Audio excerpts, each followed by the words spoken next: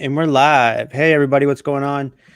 This is Kevin from the Thrifting Lounge, and then today's the episode 2 of the Reseller Reunion. We're just waiting for a few people to come on. Sarah Gilman and Dave will be on in about 10-15 minutes. I don't know. Larry's MIA right now. LAferty, he said he's going to come on, then all of a sudden, I don't know what's going on with him. And then who else are we waiting on? Oh, Wes will be on in about 45 minutes from Bin Flipping Goods. And then we're going to try to get some of you guys on here too, if you guys want to jump on. I dropped the link. So like Chris, Thrift Beast, or Jody, if you guys want to hop on here for a few minutes while we wait for everybody to come on and chill and talk with us and see how you guys' week's been going. Mine's been going pretty slow. I think we only sold 2 things since Sunday. Is that correct, babe? What? How many have we sold this week? That's a good answer. She goes, I don't know. Thank you. My girlfriend, Ashley. By the way, she's in the chat too. Dumpster Diving Rookies. So she decided to change her name to that because she wants to try to do some more dumpster diving. We had a lot of fun doing that, guys. And be careful with the cops. I have police and dumpster diving. Did you watch my our impromptu live video? I did not. Yeah, that was interesting. That was a lot of fun. I had a blast. So anyways, Tim, why don't you introduce yourself and tell us how long you've been doing this for and exactly what you do? Yeah, so just real quick, I've been doing this. I got started this back in December, and it really just started. I caught on to Gary Vee on YouTube. He had a few videos, and I was like, man, me and my wife, we both work full time. I've been in the Army for 14 and a half years. I'm a signal warrant officer full time, meaning that I'm a network engineer. And then also I am a computer. So I have, computer programming background and everything else, but I love it, and I had an argument with the guy on YouTube, not necessarily an argument. We just had a friendly debate, and he got on to me about why I like to sell items that are low. And, he's like, wouldn't it make sense to only have like 30 items that you make $150+ and I said, yeah, but to me, I like to find. I like the treasure hunt to be able to find things where, if I turn $1 into $2, to me, I'm satisfied. And, and it's not something that we need for ourselves. It's not like, we're living off of this. It's just to us, we really have enjoyment out of this. So. Yeah, it's a lot of fun. And I've been talking to you a lot about making some teas. He does some, what is it, Teespring? Yeah, so I do t-shirt designs. If you looked on the Facebook page, and I'll show you real quick. So for what I talked to Kevin, he wants to do some designs for the Thrifting Lounge, and I told him completely, he'll keep the royalty fees that I get from Amazon. So I'm an Amazon merchant, so I'm able to create t-shirts. Designs, and then I host them up on Amazon Prime. So if you have an Amazon Prime account, you get them 2 days shipping. But that's one thing that I mentioned to Kevin, that I will be able to do his shirts through my merchant account, and then anything else. So stay tuned for that. I'll work with him with the design. Perfect. Yeah, because I'm thinking like maybe do some giveaways or something. If you guys notice, I don't do any giveaways. But I figured if I get some Thrifting Lounge ones, some sick teas, I'll do a couple giveaways and do it for some people and for myself. I'd also like to get some other things done too. What was I saying? So we have Jody here too. Jody decided to pop on. What's going on, guys? Jody? How's it going? Doing pretty good. Introduce yourself, man. I'm Jody. I'm in Edmonton, Canada. I just basically sell on Poshmark. Sounds great. And I was on Jody's channel last week, and he was on mine for the first episode of the Masters of Reselling, which was pretty good. It was I had awesome. a blast with you guys after. I think after was so much fun. Same here. Just doing a bunch of stuff. 3 hours. So how's you guys' sales this week? Mine aren't too bad. Like 2 to 3 items a day. But at least I'm having stuff go out the door. Yeah. I'm like I said, mine's gotten a little slow the last couple of days. I don't know why, but I just listed a couple jackets. I don't know if you guys follow me on Instagram, but I picked up these 2 jackets from the estate sale buyout of the clothing. And I have one of the it's Vivian Westwood, and she's this huge fashion designer. So I have I listed the tan one for like $450, and then I listed the purple double-breasted one for about $700. But if you eBay search Vivian Westwood, you would be like, holy crap, that's crazy, because all of her stuff is absolutely insane. This puts Burberry to shame, actually. It's kind of funny. That's wild. And I never even heard of it until like I found it and I got I got those jackets for $1 each. Yeah, I Mm. saw that. Yeah, and I just and they wanted $40 for it. I got that for $1. So I got all of them for $1 each. Kevin,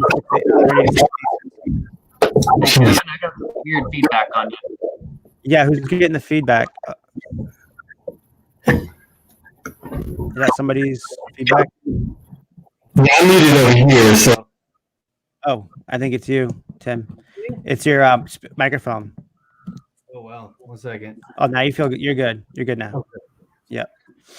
So, anyways, yeah, that estate sale buyout was absolutely insane, man. Insane. Like I've been to hundreds and hundreds of estate sales, and I've never had a better estate sale than that.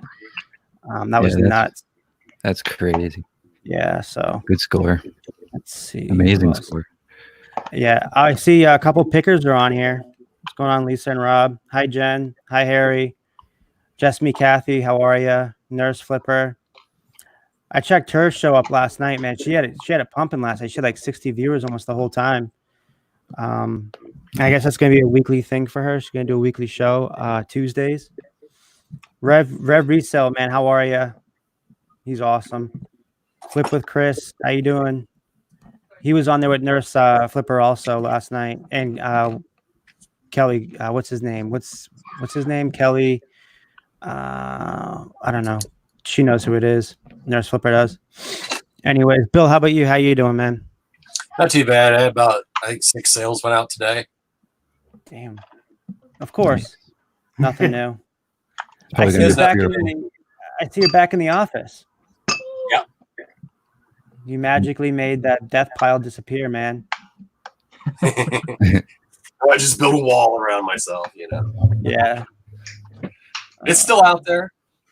We could take guesses for how many sales Bill's gonna have this live stream. At least 8.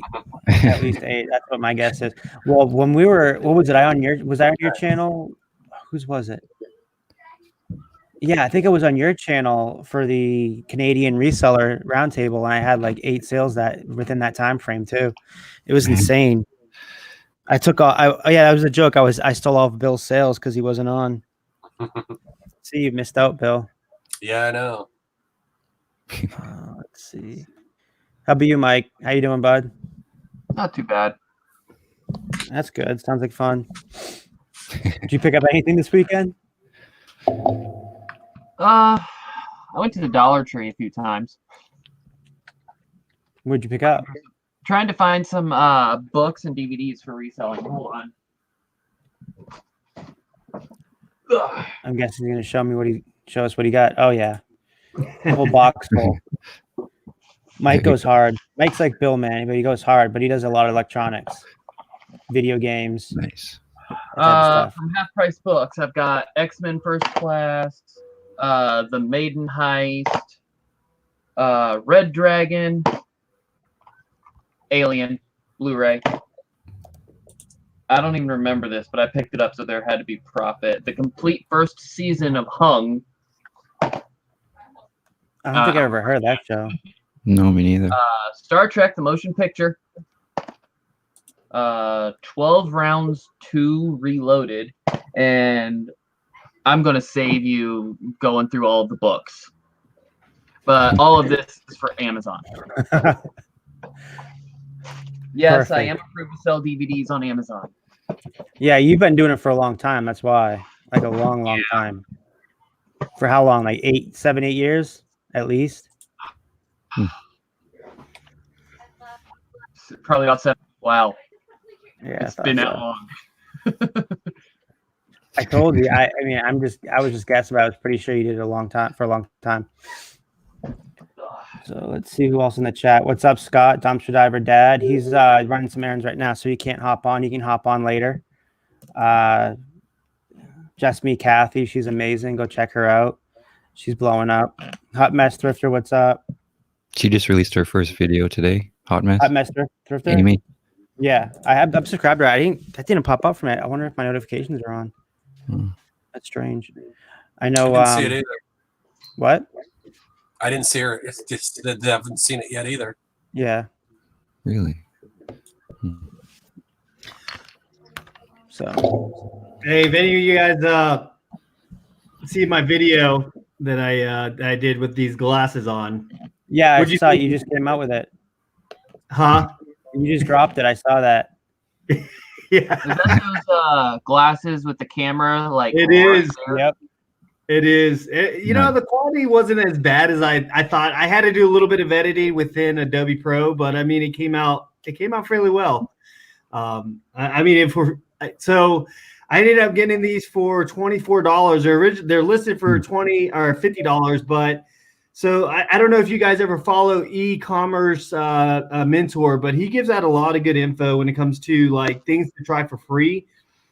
So there's a website that I signed up for, Testnom, and what they do pretty much, it's an Amazon seller and they want reviews. So I was able to get some free stuff, and I got these glasses where I got them half off, but I had to do a review in return, which I did on my YouTube channel. So I don't know. I just get sketched out, wearing a GoPro camera from time to time in stores. So, but the best way to be able to give a brand new reseller, and that's what I was able to take away from a lot of people, were when you go to a store to be able to kind of game plan how, because a lot of people always ask me is like, what do you do when you go to a store? What do you look for? And I normally set goals. I'll say, all right, I'm just going to look for, since I'm here right now, I'm in Fort Hood. My goal yesterday when I went to stores was trying to find some vintage T-shirts. I got some old school well, I wouldn't say old school, kind of, modern aged WWE T-shirts, and I've seen people being able to sell them. So, Oh yeah. The thing about knowing what to look for when you're at a thrift store, it's more of you've been doing it for so long, you have the experience of all these years of what you've been reselling. I have a list of like 10,000 items in the back of my head that I'm looking for every single time I go. It's just, to look for vintage T-shirts, certain brands of electronics, certain model numbers actually stick out in your head. Depends on what you're selling on what platform. Like for me, it's DVDs on Amazon, and then it's the certain DVDs that sell better on one platform than on another. It's experience. That's the best thing to tell someone. It's like, if you are looking for something in particular, I'm looking for like this, that, and the other. The one thing that's been eluding me for the last year and a half has been the purple ab roller. I've been looking for another one. You need one, Mike? The purple ab roller? Trying to get them rock hard abs? No, I can't keep it in stock. Like every time I would buy one, I'd get it listed. It would sell within 3 days. That's good, man. Yeah, that is good. We got some. I do want to give a shout. We do have some new people in the house. Landshark Picker turned me on to some other reselling YouTubers, and they're all in the chat right now. I'm going to be on their channel on Friday. There's Buffalo Picker, and then there's Glass City, and then also Tesla pulled through too. Thank you guys for showing up. And if you guys haven't checked out them, they're really, really good stuff. They do a lot of Amazon, and then Glass City does a lot of glass just like Tim from Over the Years does too. So those are definitely some people to check out. What's up, Nicholas Parker? Let's see. Brittany. Hi, Brittany. Again, we're just waiting for a few more people to come on. They're running late. I guess that's what happens when I start scheduling these at 8 o'clock. People just decide to come late. Wes will be on here in about 20 minutes, and then Sarah and Dave Gilman should be on here any minute. And then who else are we missing? We're missing Larry. Larry's MIA. I don't know where Larry Lafferty is. If Larry Lafferty is out there, like, where you at, boy? Swamp Picker, what's up? Wes is out driving Uber, probably. Or no, I think he was coming back from thrifting. So, anyways. If he's Ubering, I hope he's wearing a mask. Yeah, I wouldn't be doing that right now.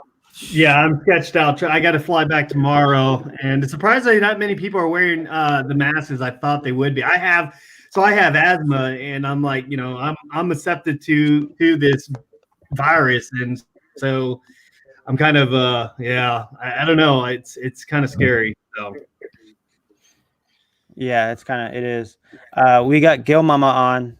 Hi, Sarah. Hello. Hello. Where's your husband? He's cooking dinner.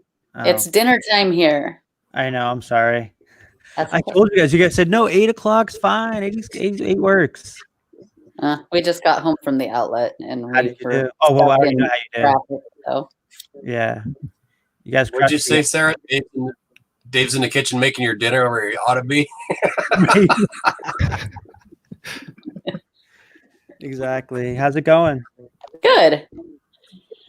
Just got home. Had a pretty good sale today. We sold an autoclave for $750. So that was Nice. Nice. Hey Tim, could you back up? I'm gonna put I think Cali Picker wants to come on here in a minute. I can take good, off. man. I gotta get going. I'm gonna stay Let's see tuned. on I real quick, Jody. gotta get to the restaurant. All right, thanks, guys. Dude, thank you. Thanks for coming on, Tim. Yep. Take care. All right, hold on a second, Callie. There you are. All right, I'm There he is. going to take off so that you have room. All right, later, I'm gonna Jody. say hi. All right, later, Jody. I'll be Thanks watching. for coming on. See you, What's Jody. up? What's up? How you doing, James? Oh, you Still put that groggy down. and working on number 4 coffee. 4 coffee. Coffee's so good. I'm hooking it up on that. I can tell. How do you like the coffee? Is it good? It's good, yeah, better than mine. So that's why I'm on number How you 4. feeling, man? It's nice to see you on it. It was nice to see you earlier in the he was in the StreamYard earlier with me for a few minutes, literally for like a minute. Yeah, Was?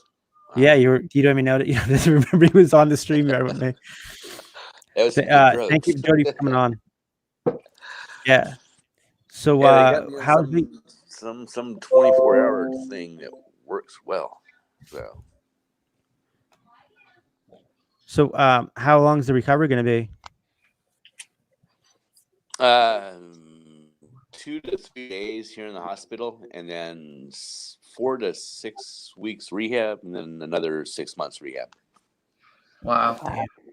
So, and that's I don't know where I'm going to go after the hospital here. I got to find a place to live, something different than where I'm at. So, because I have stairs at my house and it's not wheelchair accessible, and the places they say that are wheelchair accessible, you can get the wheelchair into the front door, but you can't get it into the bedroom or the bathroom. So, I don't want to be crawling on the ground trying to go to the bathroom all the time. So. Yeah. Man, there was emotional stuff this morning. I was watching the prayer they were doing for you on Victoria's channel, and Pittsburgh was on there. That was awesome, dude. That was really good. I haven't had a chance to watch it yet. I saw it and Victoria sent it to me, but yeah, I haven't had a chance to watch it yet. This morning, yeah, it was pretty out of it, and yeah, they gave me a spinal that he was talking to me, and all of a sudden I was in, going to the operating room, and all of a sudden I'm out. I'm out of the operating room, legs cut off, and I'm in a new room. So, there's some good drugs. Sarah, Bill, how you guys doing? Who is it? Michael, how you guys doing? Doing good. Yeah, I saw Sarah and Dave's haul video. Wow. Yeah, we just put one up today. Yeah, it's going to be a long time to go through that. Same thing with Kevin. Well, shit. Oh, real my estate fate. State sale, getting all kinds of jackets. Dude, that was like I was saying, that's gonna at least net me $4,000 easy. So I paid $1 each piece, right? And most of those jackets are gonna be well over $80 to $100. I would say the majority of jackets are gonna be over $80 each. I already have 2 listed right now. I have the Vivian Westwood I was talking about earlier. I have that one listed for $750, and then I got the other Vivian Westwood for $400. I think it was $450 I have up on there on eBay. And I mean, this is what I'm talking about, where I had my GoPro on me, and the lady noticed it, so I think she was kind of playing up to the camera or the GoPro, and she comes over because I start piling the clothes on top of the where their holding section is, and I'm like, I don't know what to do. I kind of have too much clothes. I don't want to break your table. And then I go back, and she follows me. She says, "Hey," and I heard her talking about a buyout earlier, like a little earlier, like from just outside of what I could hear. And she comes over. She goes, "Would you be willing to buy? Do you want to buy us out of the clothes?" I'm like, "Well," because I've never done a buyout, so I'm like, I don't know what the hell I'm supposed to do. And I'm like, "Well, how much do you want?" Because there's a lot of the stuff I don't want. You guys can just keep it. I really just like the Blazers, the sport jackets, and the army, the military stuff, and then also the leather jackets and the big jackets. And she's like, "Well, we can do everything $1 each." I was like, "Hell yes! Are you kidding me?" So I picked up like 8 pairs of Levi's, vintage Levi's, and then I picked up even an opossum leather jacket. Nice. Dude, it's gonna be an insane haul. Like I was telling everybody, it's probably gonna be at least 3 videos to go over this haul with the video and then also the haul. But it's awesome. I have her on camera too. I also have her in camera before I left. She's like, "Hey, earlier, was I on that camera?" I'm like, yes, you were. And if I didn't have the camera on, I would tell you to run it back because I want you to play it just as it was. Like, "Oh no, thank you." I wasn't sure. So that was a lot of fun. It was definitely, and my girlfriend even wasn't able to come with me. So, but anyways, Burgundy sells. That's the second best price at Thrifting Lounge. Thank you. Yeah, it's crazy. Hi, Susie Woozy. So you guys, what's going on, you two? We already talked about Mike, and we already talked about Bill. How about you guys? Sarah? Not a whole hell of a lot. Just listing and selling and going to the outlet every day. Me, I'm just been recovering, trying to deal with pain.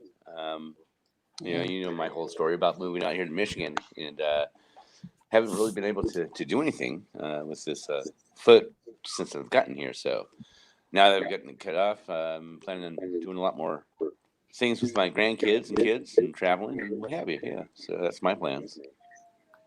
So did you go with the surgery below or above the knee then? Below the knee. Yeah, I think you said they said there's 40%. Yeah, 40% chance of healing because of the veins have deteriorated above the knee. So That's what it is.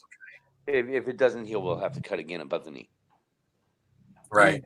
My friend Scott, he had an aneurysm in his foot, and they took it off below the knee, but then he got an infection, and they had to go back a couple days later and take it above the knee then. Right. If that is my one main concern, if with cutting is a bone infection, because of my situation. If I get a bone infection, I die. So we don't want that. Did they actually have to cut the bone, or they just separate it at the knee joint? No, they went ahead and cut the bone and cauterized it afterwards. Okay. Well, below the knee, though, if you decide you want to try a prosthetic, it'd be better that way. Oh, is that you, Bill? No. Oh, it's got to be Gil Mama. Yep. No, I have mine muted. I've got mine muted. Her and Bill are gonna be the ones going back and forth tonight with the cha-ching. So yeah, my friend Scott, he's having a problem. And I didn't realize Bill used to be a private investigator. Give me in. I don't know if you caught that. Yeah, Bill used to be a private investigator back in the 80s. Back in the late 80s, yeah. I didn't know that. Yeah, his license. Did you wear a cool PI suit? Probably no. not. It was pretty much insurance investigations. Fraud? Yeah. Most of it was corporate, but there was a couple of just like regular insurance cases too. Small companies. Either James froze or he's taking a really long drink. He's back. Yeah, He's back. I'm gonna have to here. Let me restart this. No, you're fine, man. As long as we can hear your voice. Oh, there he goes. He'll be back. So yeah, it's nice to see him. Actually, he seems like he's in good spirits, but he says the pain's gonna come here in like the next few hours, which is gonna suck for him. What's that? I bet they gave him an epidural, didn't they? I don't know. They gave him something in his spine. I think it was to relieve the pain. Yeah. What is it? It's called a spinal. A what? Spinal stake or something. Transfusion? No. No, it's they hook it right in there. It deadens the nerves. Spinal tap. Oh, here he's back. Ask him. Yeah. Let's see. Hold on. There he goes. Guys, I'm on my iPhone, so I'm on that internet. So it's all right. Hospital internet. It fills up the RAM memory too much, it'll just start skipping. So I guess it's like 10 minutes or so of chat, and it's just I overwhelm the system. Yeah. So what is it that they put in your back? Was it an epidural? Through my spine. I'm not sure exactly, but they called it a block pain management. So the last 24 to 48 spine block. That's what it was. Oh, spine block. I was trying to think what they called it. Afterwards, I'll fill it after it wears off, but so we'll deal with it then. I have a couple of ounces of green stuff sitting at my house waiting for me. So that'll help. Yeah. So. Yeah. I had some of that this morning. I think that was also what made me so kind of loopy. Dude, it is not cold. I got your bra on. What? Is that your wife, Mike? Oh yeah, he put her on mute. He said she hasn't been drinking tonight, so he's like, we're all good tonight. Oh, of course you are. Is that the first one you're in? First one? No, I drank before we went to the outlet too. Are you kidding? It's almost dinner time. Of course, Sarah's had a few before dinner cocktails. It's only my second one today. I'm actually, what are we, 10 months sober now? 10 months sober? Been sober since June. When we were first just getting into Amazon and doing strictly Amazon, I stopped drinking for a year. Wow. Did you? Wow. It's hard. It was boring. I know. I kind of hear there too. But I mean, for me, it was the first week of not drinking and being sober. That killed me. My psychologically, man, I was depressed and I was like these weird feelings at work, like everyone was out to get me and they're gonna fire me, and it was nothing like that. That definitely was from the alcohol. Withdrawals. Hey, Thank Dave, you, Jody. how you doing? Kevin. Thank you, Hot Mess. Cheers. And there's the other half, Gil Daddy, Dave Gilman. How are you? Good, man. How's everything going with you? I see you guys did good today. Your face is too dark. Not too bad. Oh, you guys look good. There you go. Yeah, I was like, I'm still waiting to see what happened to LAferty. He said he was going to come on, and then he went MIA. Just like your husband just went. He's back. So what I'll do is, since last time we didn't have these people in here because we went 6 hours, and I think you guys came on 3 hours in. So what I'll do is have you guys introduce yourselves again, and just tell us what you guys do. This is Gil Daddy. Well, before they start doing, I'm gonna say, you know what? I'm gonna have to let you guys go. Okay. Keep us updated on how you're doing, man. Thank you, everybody, for your kind wishes and your thoughts and prayers. They are appreciated, and it was a scary moment going into this thing, but yeah, they're appreciated. So thank you very much. Enjoy the drugs, old man. Yeah. Which Take care, one? James. Get some rest. Bye. Later, James. See ya. Bye. Man, that was a surprise right there, having him on. It's nice to see him alert. Yeah. For sure, especially that soon after surgery. Yeah, sometimes that anesthetic that they give you, sometimes you're out, not there for a while. Like he said, he didn't remember talking to Kevin earlier. I was on there for like 3 or 4 minutes with them, and then all of a sudden, like, oh, I gotta go. They're here. Bye. I'm like, all right. And he doesn't remember whatever. I understand. I'm sure he's really sedated, but it seems like he was doing pretty good there. Mm-hmm. So, anyways, let's get back to you guys, Gilmans. Let's redo this, run this back again. Okay, yeah. I'm Sarah. This is David. We are Gil Money together, Gil Daddy, Gil Mama. Our channel is Gil Money. We've been around for a while, but we took quite a long break. So we just started back up a couple months ago. And Like, I don't know, 3-4 months ago, something like that. Slowly starting to get back into picking. But we used to make YouTube videos pretty often, 1 video a week or every 2 weeks or so. And then we went and got into Amazon private label, which is, making your own products, sending them to Amazon, and then selling new products instead of going out and picking.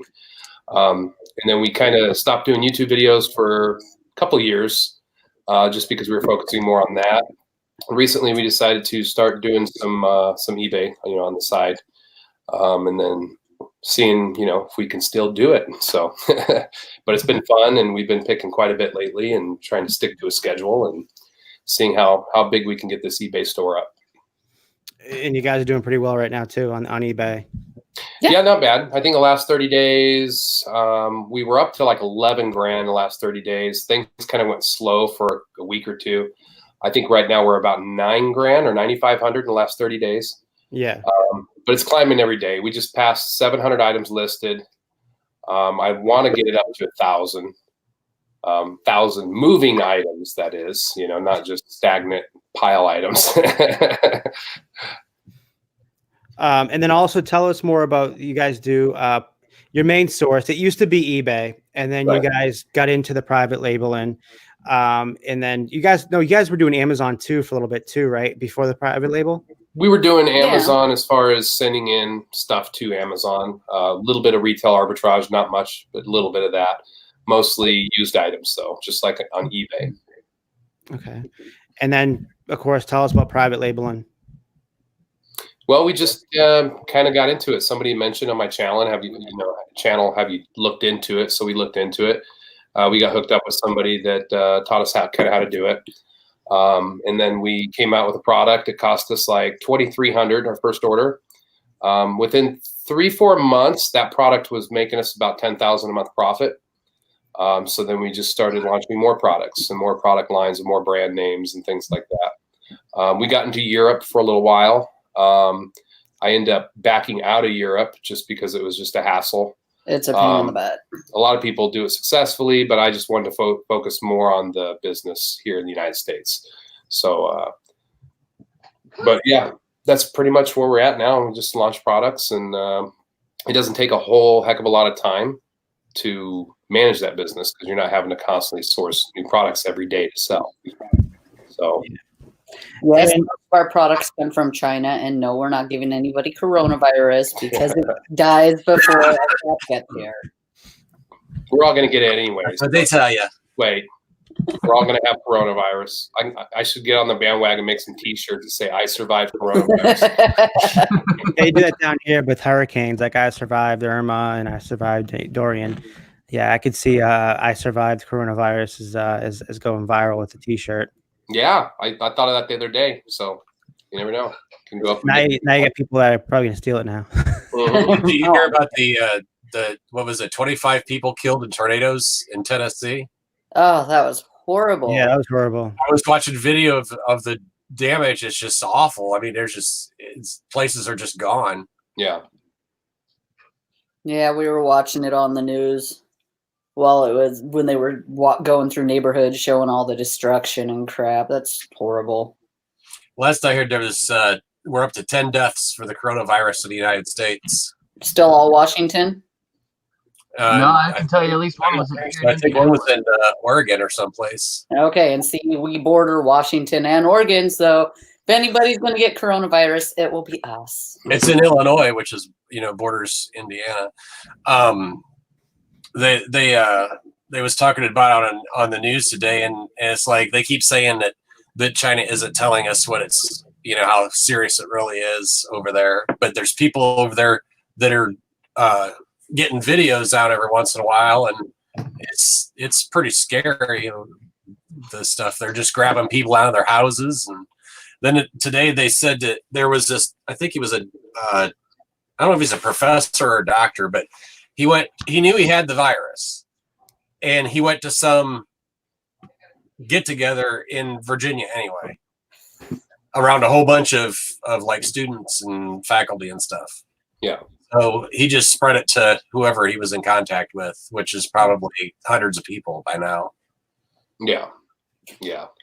But I mean, if you think about it, though, I think the media is blowing it out of proportion a lot and making everybody scared. We're so accustomed to seeing like all these movies about viruses and things, Netflix and coming out with stuff. And if you think about it, like it's over 50,000 people a year die from the common flu. And that's basically what this is. It's just a new kind of flu. Like the amount of people that die based, versus the amount of people that contract it is pretty dang low. It's mostly the, older people, weak people with bad immune systems. So, if you do a little research, there's a lot more things out there that's killing a lot more people. Like cigarettes, for instance, like 500,000 people a year die from cigarettes, and everybody's worried about the coronavirus and stocking up on water and toilet paper. It's like all the Walmarts and stores here are out of stock on like soap and hand sanitizer. They're like it's weird. It's just the media does that. It scares a lot of people. And did you see the videos of the Costco's in Washington State? Oh, I can imagine. That's how the Costco is here. Because it's just wiped out. Because Idaho borders Washington and Oregon. So everybody here is like preparing for the worst. And yeah, the whole West Coast is infected by now, I suppose. Yeah, that's what I'm saying. We're probably all going to get it. That's how flu travels. And, my dad lives in Arizona. When the flu comes around, he's like, oh, we're all sick. And then give it a week or two and it's over here. It's like it doesn't take long for this stuff to spread.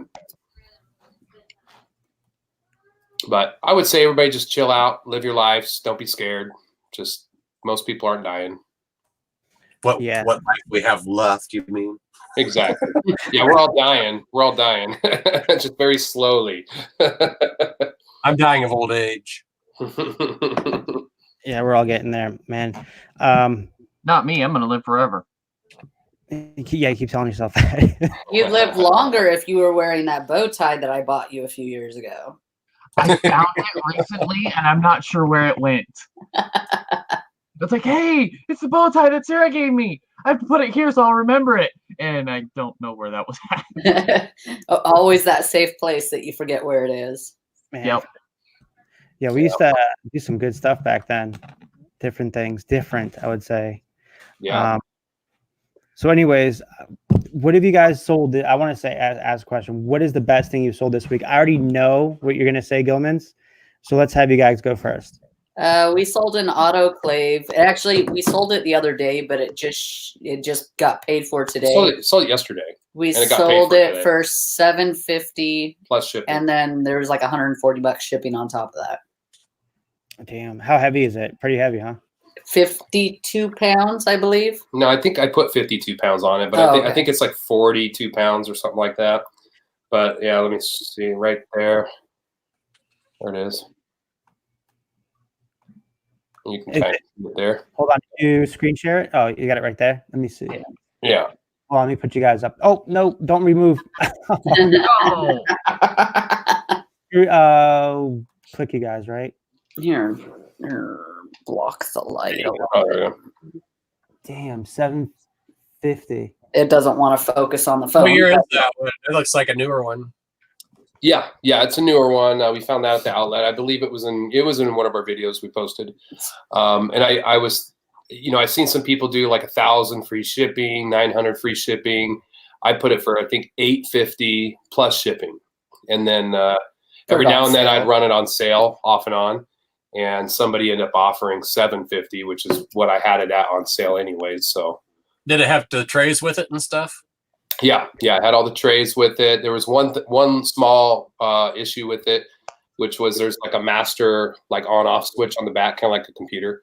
And then the little tab on the switch was broke off, a little plastic piece. But it can be switched with like a little screwdriver. But I put that in the listing. And that's something that can always stay on anyways, because Right. you control it from the front anyways. Right. It's just a master. In case everybody doesn't know, an autoclave is something you use in a doctor or dentist or veterinary's office to sterilize your instruments. Right.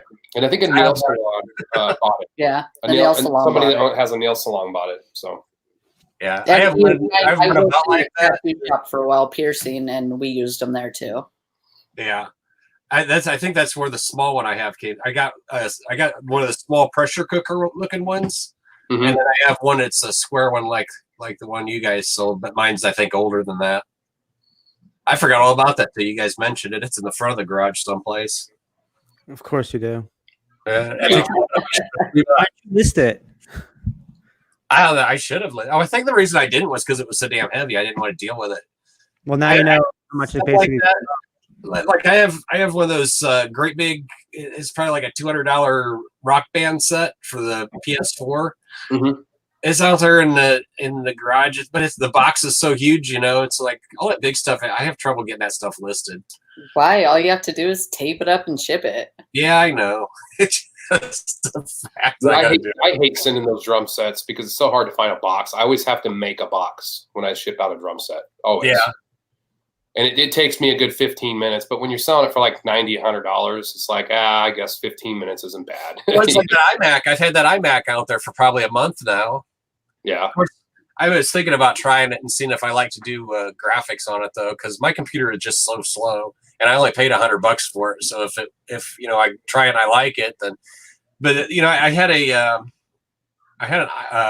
what was those ones that were colored ball looking apples? Yeah, that was an iMac. Was an iMac too? I had one of those, and it's just like it just seemed to me like everything was backwards on it. Trying to use it compared to using a PC. How did we all meet? Danny wants to know how we all met. Oh my god! YouTube and videos. Yeah, and I think it was pretty much all YouTube. Hangout. It was back when no one was doing it except for, man, what a few people. There's just maybe a dozen of us, I would say. There wasn't too many. Yeah, there wasn't anybody out. There was just us, Ronnie, Golden Finger Picker, Rakin, Bonafide, that crew, Green Room. I think that was it, right? Yeah, I think just people. Some people had YouTube channels, some people didn't. But a lot of times, people would invite other sellers to come on the hangout. And say, hey, crazy. If you want to come on, come on. It's crazy too because I don't think any of us met on Facebook. I think it was like all on YouTube. Direct messages through YouTube, like, hey. Well, it was MySpace back then, wasn't it? No. You were more like AIM Instant Messenger.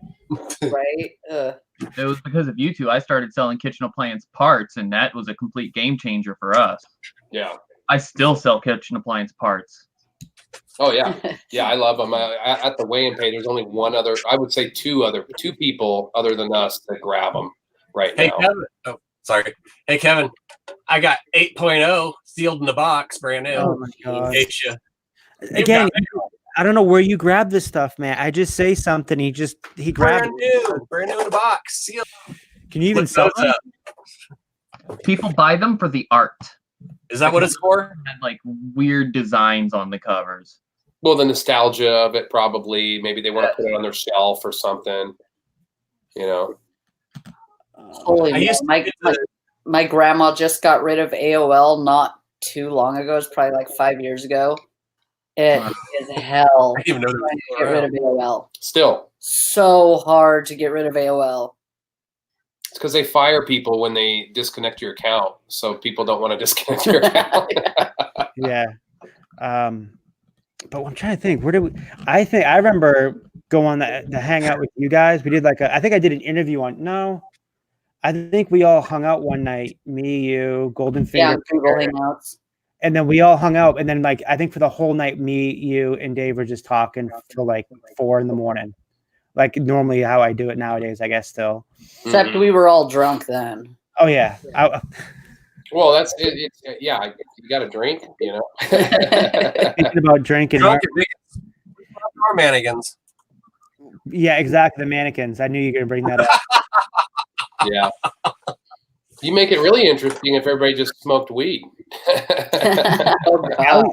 James got a bunch of that right now. All prescribed. Yeah, unfortunately, it's not legal in my state, so I don't smoke weed anyways. I hate this shit. But yeah. No, we had some good times. That was a lot of fun when we first met too. What's going on, Wes? Wes is on Been Flipping Good, Hard Goods. You're gonna be on Ecom and Beyond tomorrow, right? Dude, you fixed your mic, bro. No bueno. No, anything. There you go. There you go. Yeah, I hear you good. No, I guess I need to talk to him. I haven't talked to him in a couple of days. Yeah, I just talked to him today because he's going to be signing up for that Morning Fame too. I got him signing up on the Morning Fame. Okay. So I talked to him earlier. So you don't know if you're going on? I'll talk to him in a bit. Yeah. He's usually working till 8. Yeah, he's busy. He don't get a lot of sleep. I haven't talked to is it Anthony, the other guy yet? I've never met the guy yet. So. Yeah, Pittsburgh. Yeah, I met Nate before when I used to drive Uber. I was doing we're on Jason Static's channel. I would go over there and do live. I'd be like, okay, I'll be back. I got to pick somebody up. There's some video there of me dealing with drunk ladies and Uber was a trip. But Nashville, right where I used to work, 1:15 in the morning, Monday night, got hit with the F3. And it turned into F4 tornado, 50-mile stretch. Wow. Yeah, 5 Points. That's where I used to work, man. When I was driving Uber, that's crazy. Yeah, I heard a couple died. They were walking home from the bar. Well, in Cookville, where we just came from, there's like 76 people missing from the other tornado. Oh, jeez. Damn. Yeah. It's crazy. You never know how much time you got, man. We got a new person in the chat, Richard Lane. Hey, guys, fellow reseller here. This is my first time in this chat. I'm at the Posh Finds on eBay, Poshmark, and Macari. How are you, Richard? Hot Mess Thrifter says Nate is the reason I'm in business. That's great to hear. Nate's a really nice dude. Yeah. Me and Bill interviewed them Monday night, and I didn't go to bed again until about 2:30 in the morning. I do this to myself all the freaking time. I get to yapping and I can't stop talking. I got nothing done the next day. Yeah, I was exhausted. Tired. Yesterday, yeah. I guess. Yeah, I can't do 6 hours tonight. Me either. Yeah, work from home, Dad. That's awesome, dude. Yeah, I mean that's why I started making YouTube videos. Really, he said that he watched all my videos and quit his job 6 months later, and that was 4 years ago. So that's cool. And then you guys are still getting watching my video today. Jody has a question. Is anyone else's subscriptions list? Hold on a second. Let me pop that up. Here we go.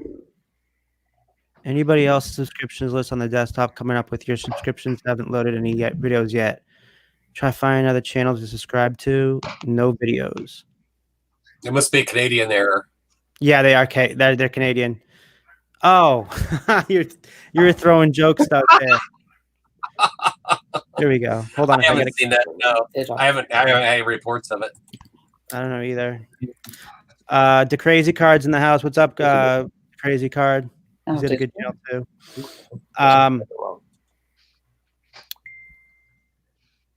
Anyways, anybody else have any questions in the comments? We have room for one more if you guys want to hop on. One of you new people and not new people, obviously, the newer resellers, and we'd love to hear about you guys and your story. If you want to pop on, I'll put the link in the chat.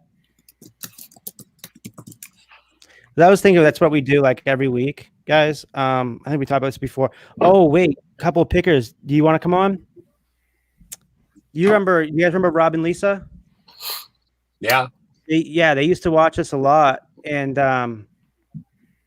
Rob, Lisa, I just sent out the StreamYard. If you want to, you guys, I don't know if it's Rob or Lisa, you guys want to come on and hang out with us for a few minutes. Burgundy says, oh boy, get Lisa and Robin. I think the kids are sleeping. Hopefully they come on and they hear us, or they have us muted. I don't know. But yeah, Rob and Lisa used to watch us a lot back in the day, and then they made their own channel, and they get a pretty big following now. Yeah, I think they're on every day, aren't they? Just about. They're gathering and packing right now. Okay. I see them a lot. That's cool. And they're big fans of the Gilmans here. I think everyone was. I always were. Yeah, back when we were cute young people. I know. 5 years later. Reselling Addicts is asking, where are you guys from, Gilmans? Idaho. Idaho. Like the potatoes. And you guys made your brand new house, didn't you? With was that from your eBay money? That was from the Amazon. Amazon, right? Okay. Private label money.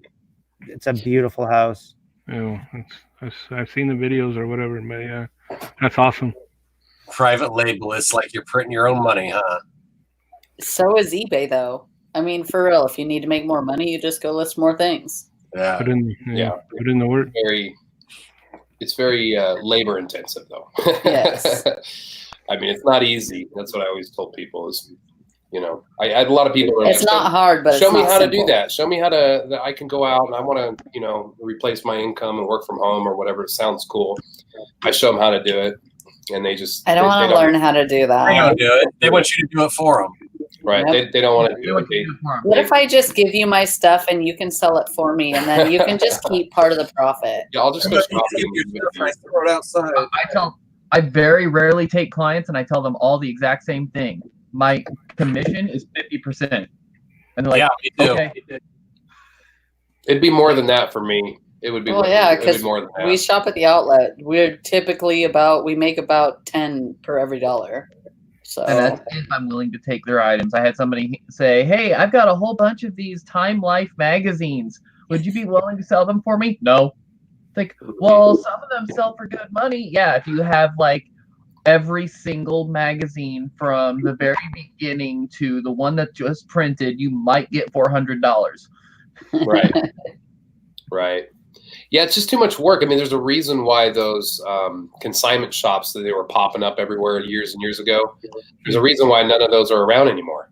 It's because they realized it wasn't a good business model. Yeah, then you're on the hook for the returns and all that. Right, Mm-hmm. right. 30 days later, 28 days later, they return it or say it broke or whatever. And yeah, and you're storing it, cleaning it, testing it, shipping. It's like, no. It's just way too much. Yep. I had a return today. Somebody says vacuum part $40 doesn't fit. What do you mean it doesn't fit? The model number's in the damn listing. I hate that. I had that yesterday. Yeah. Yeah, that happens. Like a $5 item. I already shipped it out and they were wanting to ship it back. It's like, no, keep it. Here's your money. Throw it away. I will lose too much money if you ship it back to me. Oh, and holy moly, most of the time, if you send that message through the return, they either ship it anyways or just ignore it. So then you have to put it in the return and you have to go message them too. Yeah, she messaged me back today and she's like, are you sure that there's a shipping label right here? It's like, as long as you don't ship it, I don't get charged for return shipping. I get that return shipping again, I am already in the negative on that item. It's like, don't even worry. It's a $5 item. I'm not worried about it. I just take the loss and let them ship it. Not a lot of times, but at least 20% of the time they're too lazy. They won't even ship it back. I don't know if they're just trying to get that free return or what. But no, ours is more than that. Is it? Like most of the time, if we just don't respond and it automatically gets approved, we don't get it back most of the time. Yeah. I've got it. Depends on the item. If I'll say send it back, it's like I've had a lot of people say, "Hey, I've got this $90 item. It doesn't work, and I don't want to return it, but I want my money back." No, send it back if it doesn't work. If you're keeping it, I'm going to assume it works. No, I'm not giving you a refund. I don't know. Go ahead. If I respond to you on eBay, it's usually like, yeah, no, okay. It's real simple. Yeah, my wife gets annoyed, but I don't have the patience for that, man. No, I'm the same way. I don't. She deals with all the customers. I don't like to look at it. I don't wanna look at it. I actually sold that $300 lens this last weekend by being real nice to the guy that wrote me. He was like, "Hey, I want to let you know this is not a Citizen Kane lens from that era." He said the Citizen Kane lens came in 1941, and then he said, "I'm a lens historian." And then I'm like, "Oh, thank you." So I changed it, and like right after I changed it, he wrote me. He said, "If you want me to take it off your hand, I'll give you $300 for it." And I was like, "Dude, it's been sitting maybe for a month. Yeah, I'll definitely." So I sent it off to him, and super nice guy. At first, I was like, "Dude, whatever, I don't care." But then I was like, you know what? He's probably right. Obviously, he knows his stuff. I don't know it as good as he does, and it ended up turning into a sale. Just by And then he writes you back after he gets it. And he's like, "Oh, by the way, I just sold that for $2,000." Yeah. Yeah. But I had it listed for like 800, and I didn't get any offers. Got a lot of watchers, but that was it. Let me add to that statement. If it's a $300 item or $100 item, honey, you deal with this. Be nice. Yeah. Yeah. No, it was cool. I was surprised that he actually wanted to buy it. And then we had some jackass today. What did he say to us, babe? The jackass today that wrote us on the. Oh, he wrote, "It's not Titusville, Florida, Einstein." I'm like, okay, I'm sorry. It says Titusville. I live next to Titusville, Florida. I found it next to Titusville, Florida. How am I supposed to know it? Whatever. That's what he could say. He called me Einstein. I'm like, oh, thank you. Come on, Einstein. Philly Road Tech just sold his second item ever on eBay today. Congratulations, Philly. Congratulations, man. Dude, he is a really nice guy. Philly, if you want to come in, I can drop a link. Oh, wait, someone's already waiting. I didn't even notice that. Hold on. Oh, I got Danny. Hi, Danny. Can you hear us, Danny? Maybe she's setting up. After Philly, if you want to come on, we can get you on here.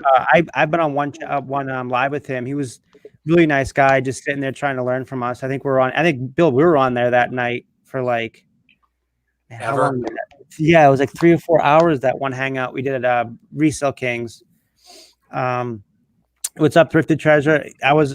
So what I've been doing lately, guys, is trying to get new people to come on and do lives for the first time.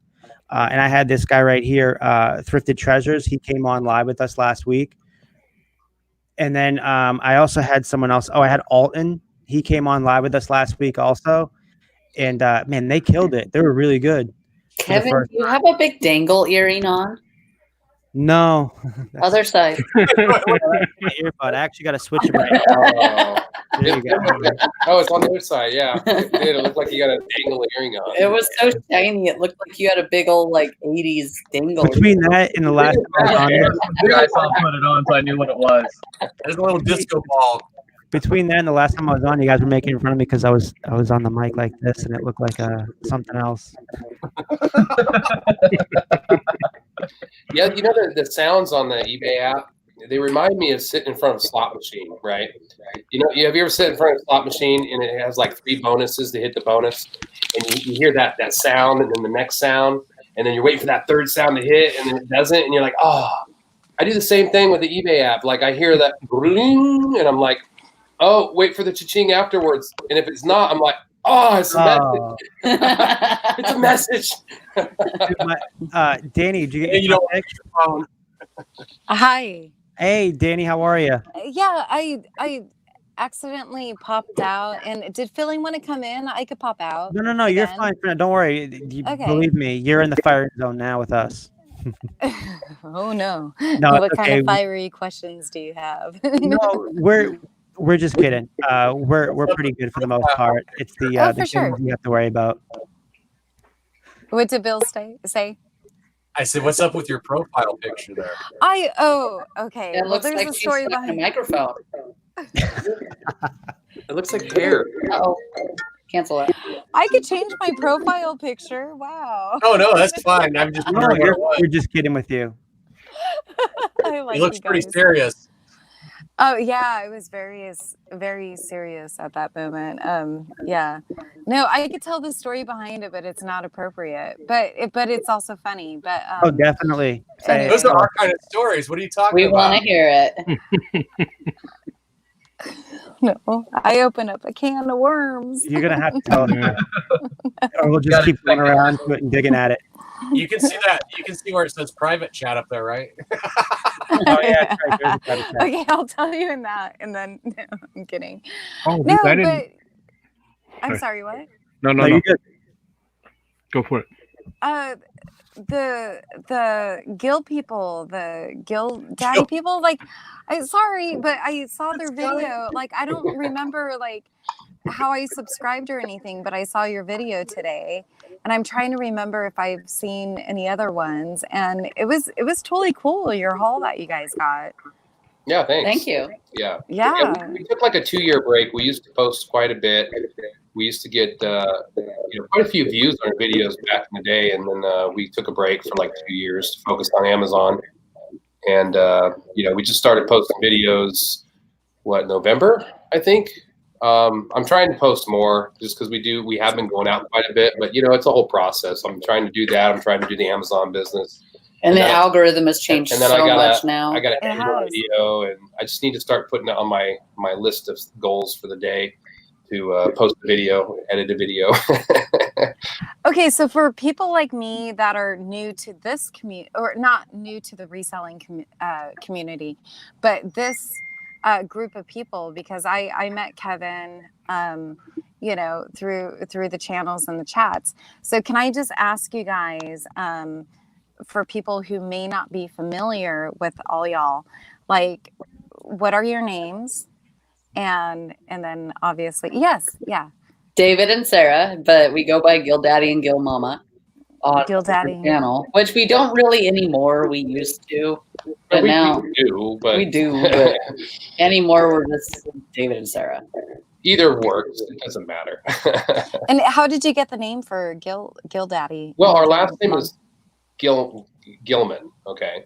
So when I was in the service, when I was in the Army, I was the motor sergeant. So a popular term for a motor sergeant when you're in the Army is motor daddy. Well, my last name was Gilman, so I was Sergeant Gilman. So they would start calling me Gill Daddy. That's so cool. When we were out drinking, I would be Gill Daddy. When he decided he wanted to make a YouTube channel, he just gave me Gill Mama. So well, thank you for your service. Yeah. Oh, thank you. Okay, so Bill Stoner, like, let's go around in a circle. Like, sure. Is that okay, Kevin? No, there are people. No, this is what this is about. This is why we want new people on here and newer people on here and asking us whatever their thoughts are, and what you guys want to talk about. I mean, this is exactly what we used to do on the reseller meet and greet. We would just get drunk, hang out, have a good time, talk, and then have new people on. Well, we could do that too, Kevin. I don't drink though. I'm telling you. Okay, well then we're not going to do that. No, don't worry. Sarah's already into half a case. It loosens people up. The alcohol does. It loosens. It really does. Makes Kevin hump mannequins. I don't know that story, but I want to see it. No, I don't. There is pictures of it too, by the way. Oh, okay. Yeah. It didn't happen if you can't prove it. Yeah. No, it did happen. Unfortunately. Okay. It did happen. Yeah. Here's one. I love those pictures. That brings back memories. Oh God, she did it. Memory. There's one. It looked real. Is the problem with that photo? It looked real. Oh no. Wow. See, I swear. Be laughing. Oh yeah, that's Brittany. That was I dumped though for that mannequin actually. Yes, that's correct. Yes, I did dump that. Well, I think the one got reported. Didn't we post it on Facebook and somebody reported it? The one where you're standing behind it. Because it looked real. It looked like a real Yeah, they thought it was like porn or something. It really wasn't. It was just me with a mannequin hanging out and have a good time and drinking. Yeah. See, no one will ever invite me to live chats because for some reason I get people to say and show weird things that would never come out if I wasn't on here. So I'm prideful. Oh shit! All of our old hangouts were on Chad's channel, weren't they? Right. Yeah, Golden Finger, and he put them down. Some of those got. I wish you could talk to him. Say, hey, listen, maybe he could at least the Halloween one. The Talk Halloween to him one was saying, fun, hey, please put the Halloween one up. Everybody. I don't remember the Halloween one though. We were zombies. How could you not? You were all blacked out drunk. You're in the Halloween till 6 in the morning. God, Westmer, you on that hangout with me when I was drinking the wine out of the bag? Unfortunately, my wife dared me to put on a wig and some lipstick and makeup and big old balloon titties. Yeah. Don't listen to him. That was his inner. No, that was not no inner. I ain't into none of that shit. There was a couple Halloween. There was two, because there was one where we were zombies. Remember? And then we were like Elvis. Another one where we were Elvis and Marilyn Monroe. How many years did we do that for? I don't think I was on that second one. I think it was just for the 2 years. 2 or 3 years, right? Yeah, something like that. God, that was so much fun. The one where Scraparella was Avatar. That's when She we did were really good. That was an amazing one she did. She was Avatar. Yep. She did it perfectly. Well, she was an Avatar, remember? She said, no, I just did this. And we just said, you look like Avatar. But we won that year, so. Yeah, because she didn't even know that she was an Avatar. And we're like, yeah, exactly what you She just just said. like put makeup on her face and did some like cool, weird things. And she looked like Avatar. You had the ears down. I wonder if Jenny, thank you. I think And I'll take that up. that somewhere. For sure. Babe, where's my phone? So I'm Wesley. Been flipping hard goods. Been selling shit since 2011. And got 3 teenage daughters now. Oh my god, that's a nightmare. Okay, Wesley, we don't need to sound depressed. This isn't AA, you know. I'm kidding, okay? Yeah. I have 2 teenagers. I feel for you, Wes. No bad news, okay? Just good news. Let's just keep them without children, and that makes us all happy, right? I made the mistake of taking them sourcing today at an Amazon return store. Oh my god, everything was $1, so it's not so bad, but that was a pain in the ass. I do not miss the days when I used to drag my kids around with me to go thrifting in the day when I used to be full-time eBay. Yeah. Oh my god, it was so like my anxiety levels would be off the charts. It was horrible.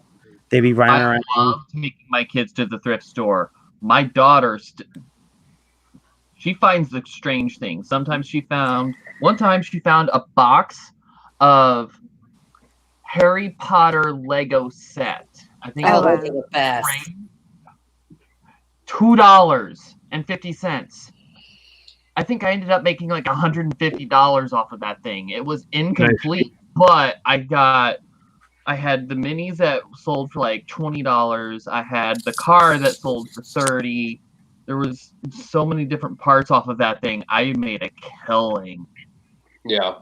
And yes, I did throw her money her way because she found it.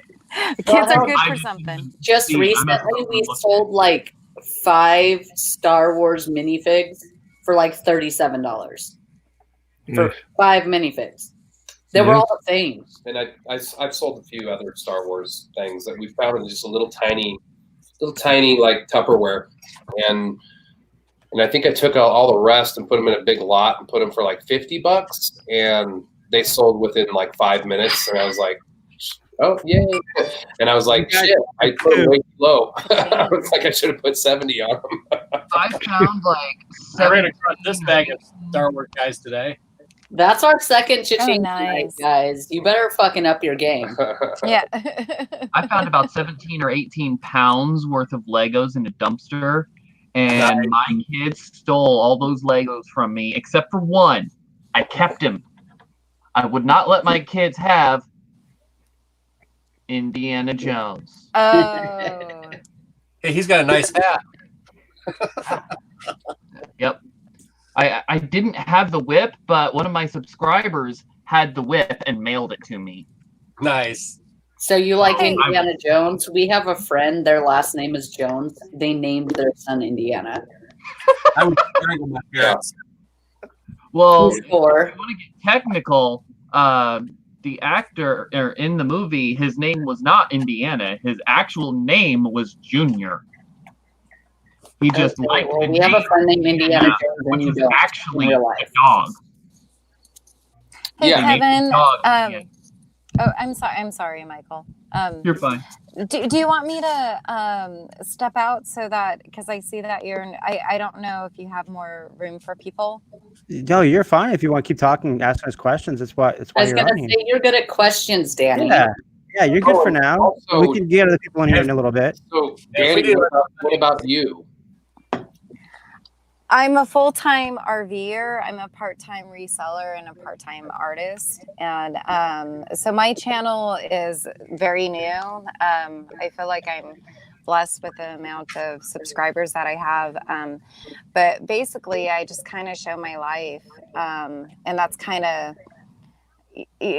what Kevin and I have talked about, is because I don't do I don't have the space to do the reselling like everyone else does, but I've been doing it most of my life in different areas. And so basically my channel, the future for my channel is basically, because I just came out last week that I've been living in an RV for a year and 2 months, and we travel like daily. It's our daily commuter. So basically showing what it's like to live in an RV, all my recipes, what it's like to be a reseller. I have 1 chicken now because 2 passed this last week. I have 2 dogs, and so what it's like to live my life. It's and I told Kevin, it's not. I most of my subscribers are people that I'm friends with, but for me, it's basic. Am I echoing? I'm sorry. No, you you're should tell fine. me that. Okay. That makes you feel better. There's my chickens. Oh yes, it does. Thank you. I thought somebody took your chickens, Danny. So do you travel in the RV with the chicken? Yeah, right now we're basically between Washington and Oregon, but we are going to be purchasing a better RV, and then we're going to go cross country this summer. So you're going to get coronavirus right along with us. Absolutely. Yes. And I'm hugging you from Washington and Oregon. No, thank you. No. Yeah, I don't do Amazon at all. I don't do Amazon, no. I would at least suggest you look into that. That way you can be more of a reseller, send items off to Amazon, and then you never have to touch those items again. And when they sell, you're just collecting the money. Michael, I was just watching. Is there an echo with me? No. No, you're good. Okay. I was just watching that reseller guy, and his video today was basically talking about the 3 boxes that he just shipped out to Amazon, and he doesn't have to touch anything. I think that's a great idea, and actually I was just like, that's what I should be doing, because we have a storage unit that's full of inventory and stuff, and our other stuff. So it would definitely help a lot. That's a great suggestion. Thank you. No problem. I absolutely love what you're doing with the whole just traveling around with in your van. I think it's really cool to be I would say, what are you, like a minimalist, right? Basically. Well, yeah, I've been manifesting it, but I manifested it prematurely. And I mean, we've been no with the premature jokes, okay, guys? Kind of looks like your picture. I usually don't manifest premature things. It's the opposite. I'm gonna get in so much trouble with it. I can't see the comments, so I have no idea what they're saying there. Off on the right side, click live comments instead of private chat. Oh, okay. Then I can't see you, and then I feel like I'm not talking. No, you can to still you, see but... us. It only changes the comments. Oh, over. I'm on my phone. That's She's on a why phone. Yeah, it's yeah. different. Oh, okay. That's what. Which Oh, sometimes yeah. people have difficult times going on StreamYard on their phone. She's minimalist. She doesn't need a computer. She got her phone. Exactly. Well, actually, just it took me 2 days to figure out my password for my laptop, and then how to get hotspot from my phone to my laptop. But then you have to run the generator to plug in your laptop.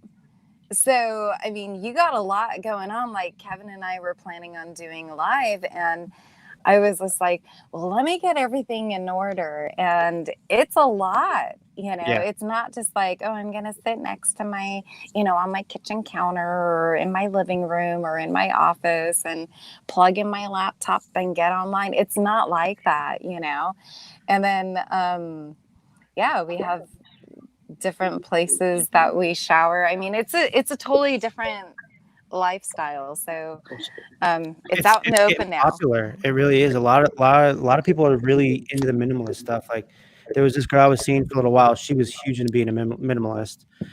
She decided to get rid of almost all of her stuff except for a few pairs of clothes and a couple pairs of underwear, and that was it. It's a thing, man. Like she always kept telling me she wanted to live in tiny home, like a tiny what are those tiny homes, but it's in like a trailer. You know what I'm talking about? Yeah. Oh, yeah. Yeah. It's like super huge now, living in tiny homes. Yeah. I don't know if I could do that. I don't think I could. Yeah. Not with my eBay inventory. Nope. Yeah, especially. I don't have a garage anymore. I have a mini warehouse. There you go. No, if I had a tiny home, it would have to be on acreage with like a shop.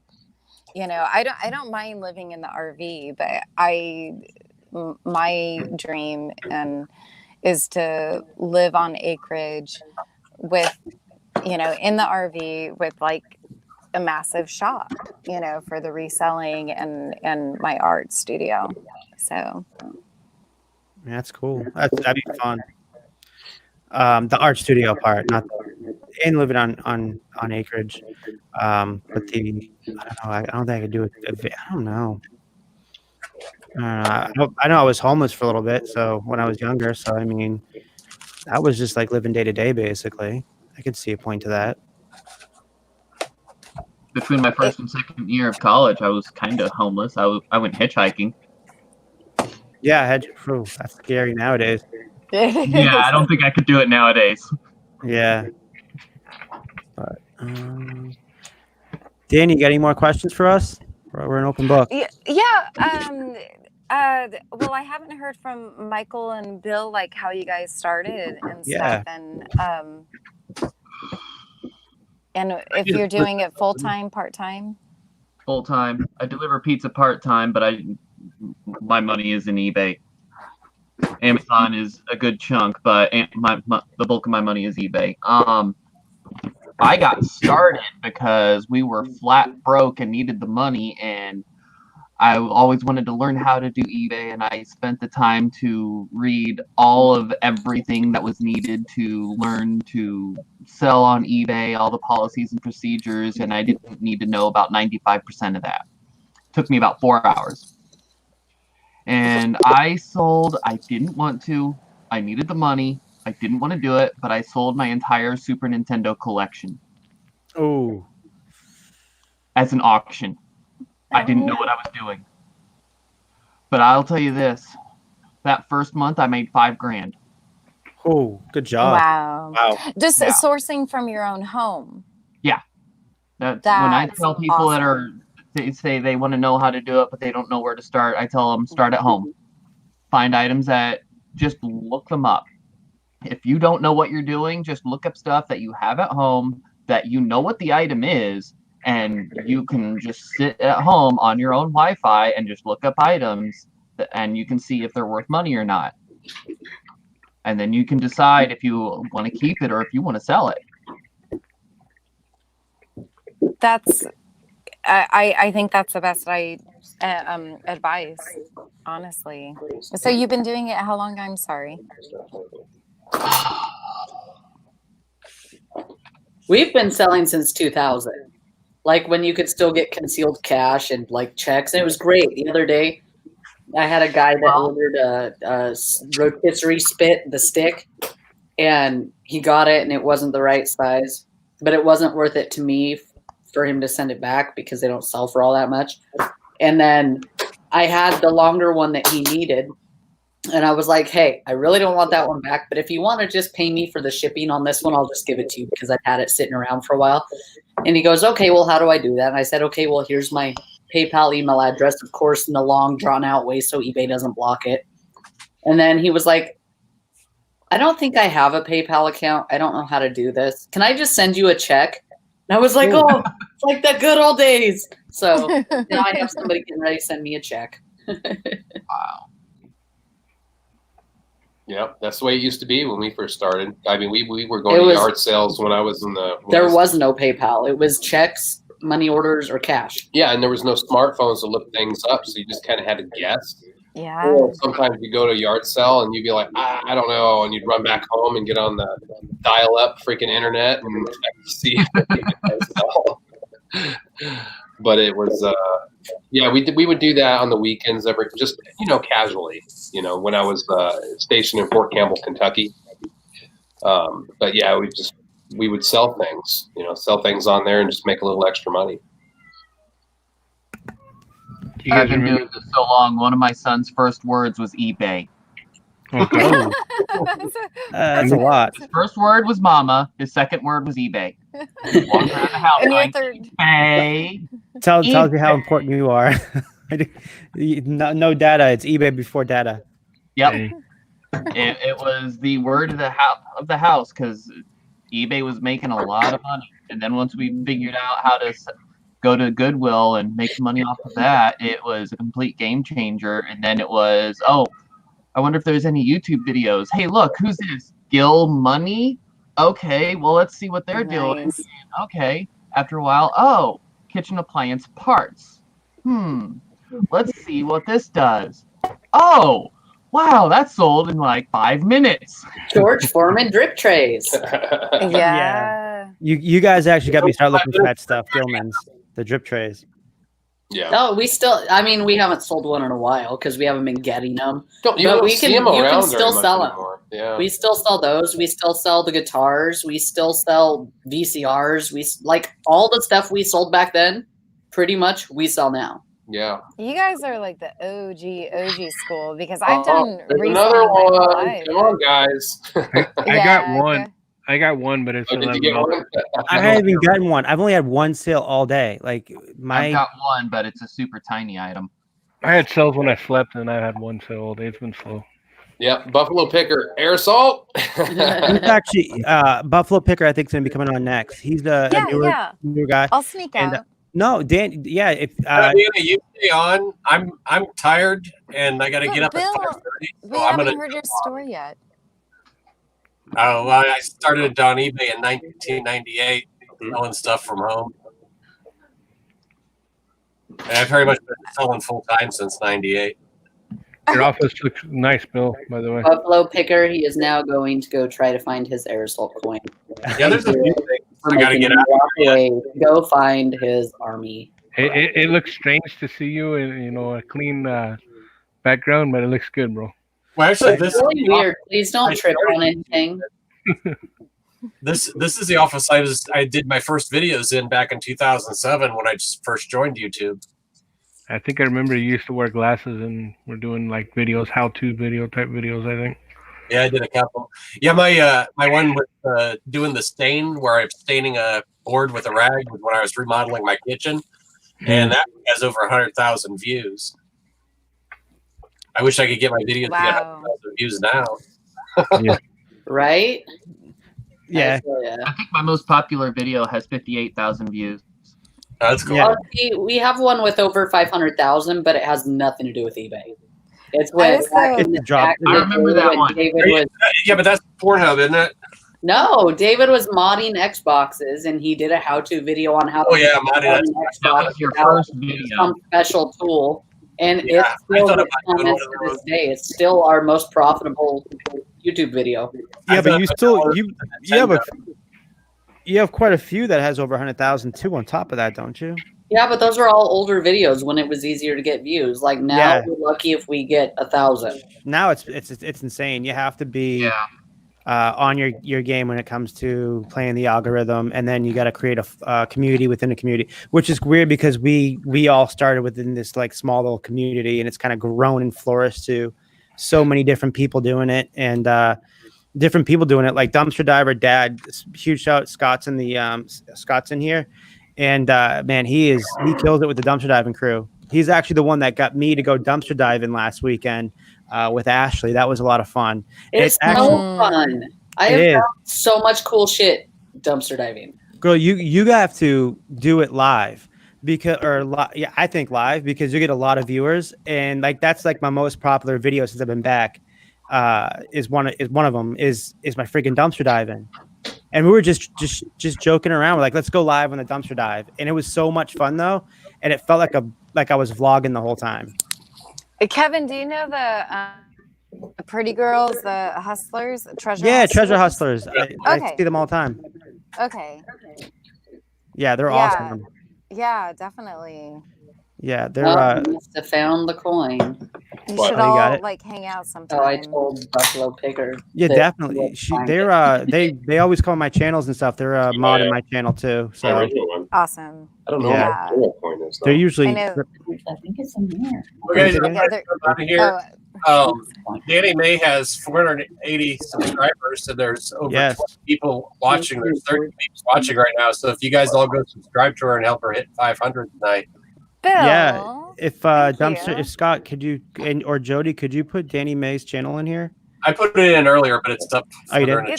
Thank you, Bill. But it's nothing great. Just like I think I have like 7 videos. But what I'm going to be doing is, I told you what I'm going to be doing for future videos. I hope you guys like it. Only subscribe to me if you think you'll like it, and it's okay if you unsubscribe if you don't like it. So like, I subscribe to you. Oh, man. Yeah, I think we're all subscribed to you now. Okay. Brittany, thank you, Brittany. Later. Night. Later, Stoner. Good night, Bill. Good night. Thank you. All right, and I think I want to see, what is that? Is that my original 101st Airborne Division Air Assault coin, challenge coin? Oh, is that what Buffalo Picker went to grab? You can see. There's my original PV Gilman. Yeah.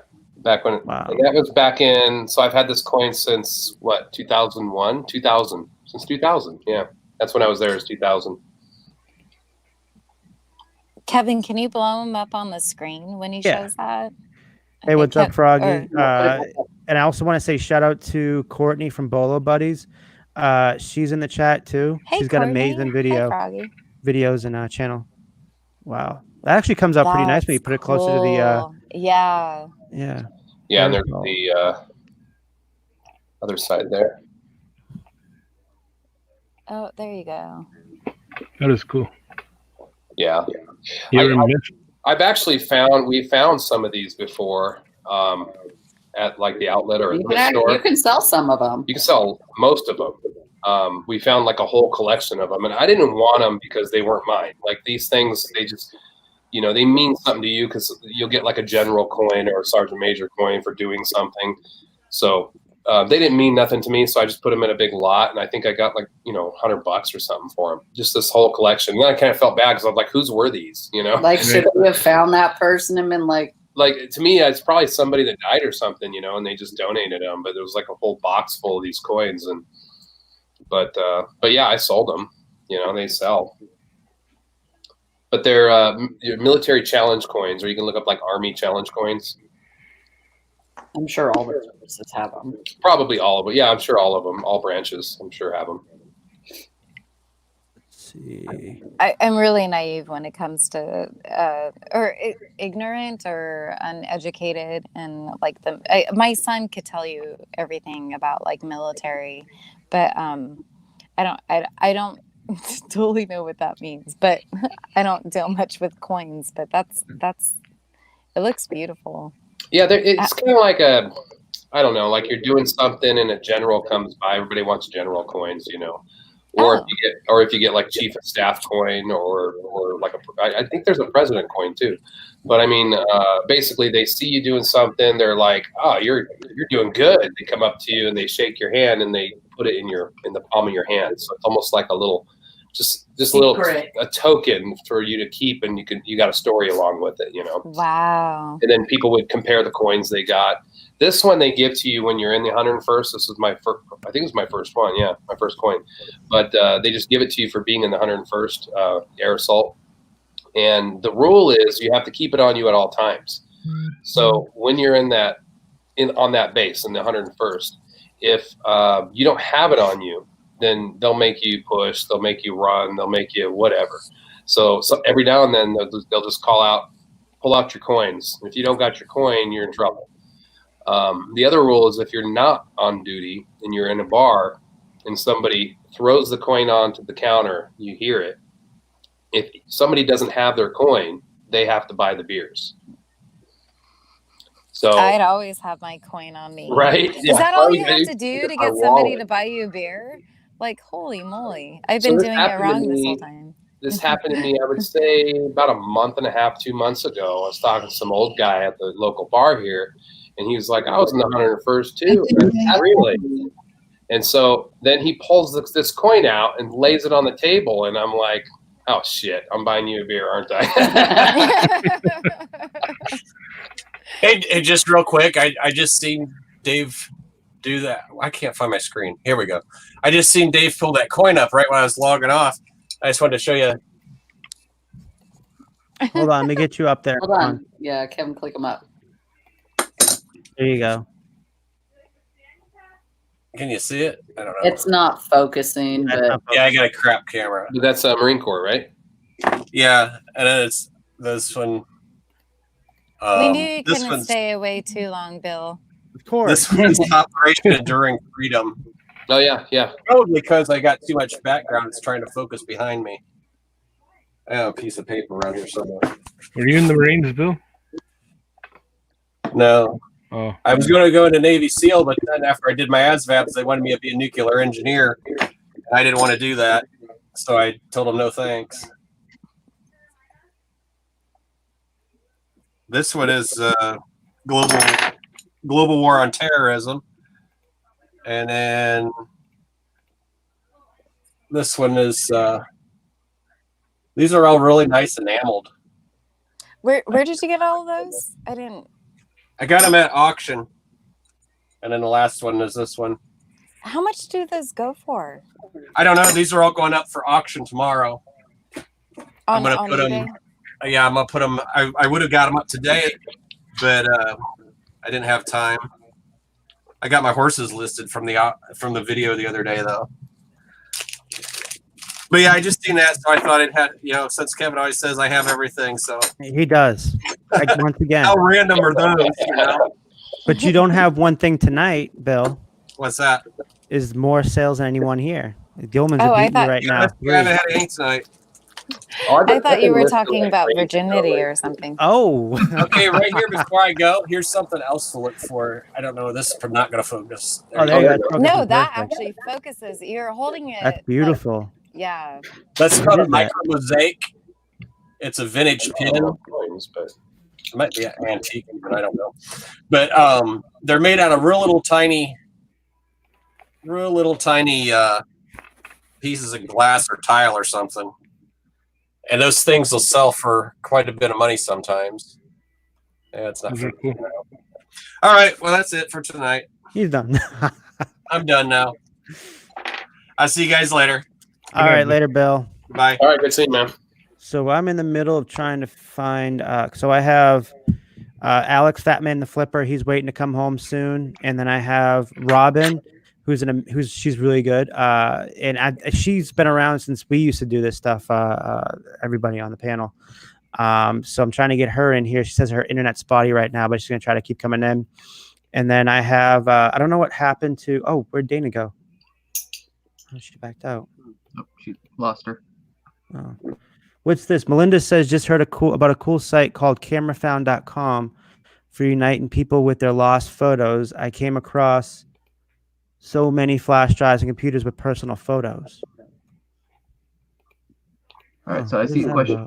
eBay Poshman, how many videos should you upload to grow your channel, or how often? As you can.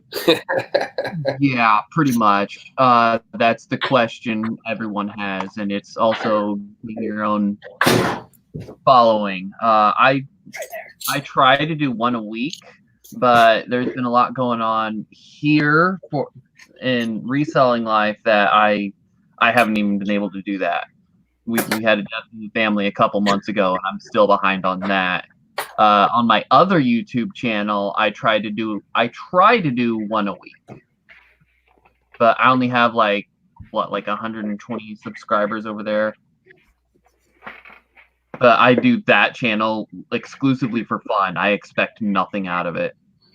Oh, I have 118 subscribers. Oh, yeah, the more videos you post, the faster you're going to grow. That's pretty much it. I mean, post. That's what they say.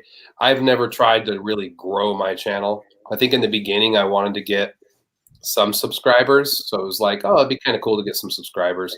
And then after that, I just posted videos, and then people started subscribing. And yeah, I mean, I think that you just, I think that you have to like not be focused on making money on YouTube. Just be yourself and you know, just do it as a hobby and just be yourself, really. Yeah, especially since the YouTube changed, because you have to have at least 1,000 subscribers and what was it, 4,000 hours of watch time before they will even start monetizing your videos. Yeah, that's creepy. I actually, my daughter picked this up today. From our when first, your husband can't find something, who do you ask? the kid. Oh, so I wanted to show you. I found this. I couldn't find this one. She's like, "Did you look in your other case?" This is my other one. I mean, I got a bunch of these, but this one here was. Your camera comes in really sharp. Yeah, this one here was given to me by. Down a little. There you go. Wow. Major General Cody. He was the general of the 101st over there, Fort Campbell at the time. So he's a 2-star general. So he's a Major General. West. Dude, that thing is really gnarly. Dude, my daughter found this today for $1. Nice. I told her, here, you gotta let me wear it. Can you hear me all right? I can hear you perfect, man. All right. I had 7 so from my 6-hour video we did, right? I had 7 hours alone from that. 700 hours alone in that. From the 6 hours? Yeah, from the 6 hours we did. Damn. That's cool. Look. Oh wow, you're a youngster. Wow, man. That's on my wall. Baby face. Wow. Look how cute I was. Yeah, man. What happened? Oh, that's right. You got old. Hey, Sarah, your son looks just like you, bro. Yeah. Yeah. Man, that's crazy. His wall of stuff. You want to see his wall of stuff? It's crazy. Look at this. Yes. That's his wall of Army stuff. Not just Army, it's other achievements too. Mostly Army. Those two are when we became ordained ministers. I thought about doing that. I did that. I found a loophole to go see Ammon Bundy back in Nevada. I don't know if you guys knew about the ranchers who, the last ranchers basically standing. The BLM tried to take the ranch away from the dad there in Nevada. And yeah, that was a few years ago, right? It was a big thing where they were doing like a standoff. So I lived right there in Pahrump. Every time I come out on I'll take this off. Every time I come out on my porch, I'd see the prison, and I felt like, I don't know, I feel like just doing something. I didn't know none of them, but I saw on their website, because they're only allowed one visit a week. If you're an ordained minister, you can get in there. So I paid like $22 or something to get ordained through San Diego. And I went in there, no problems, but it was pretty cool.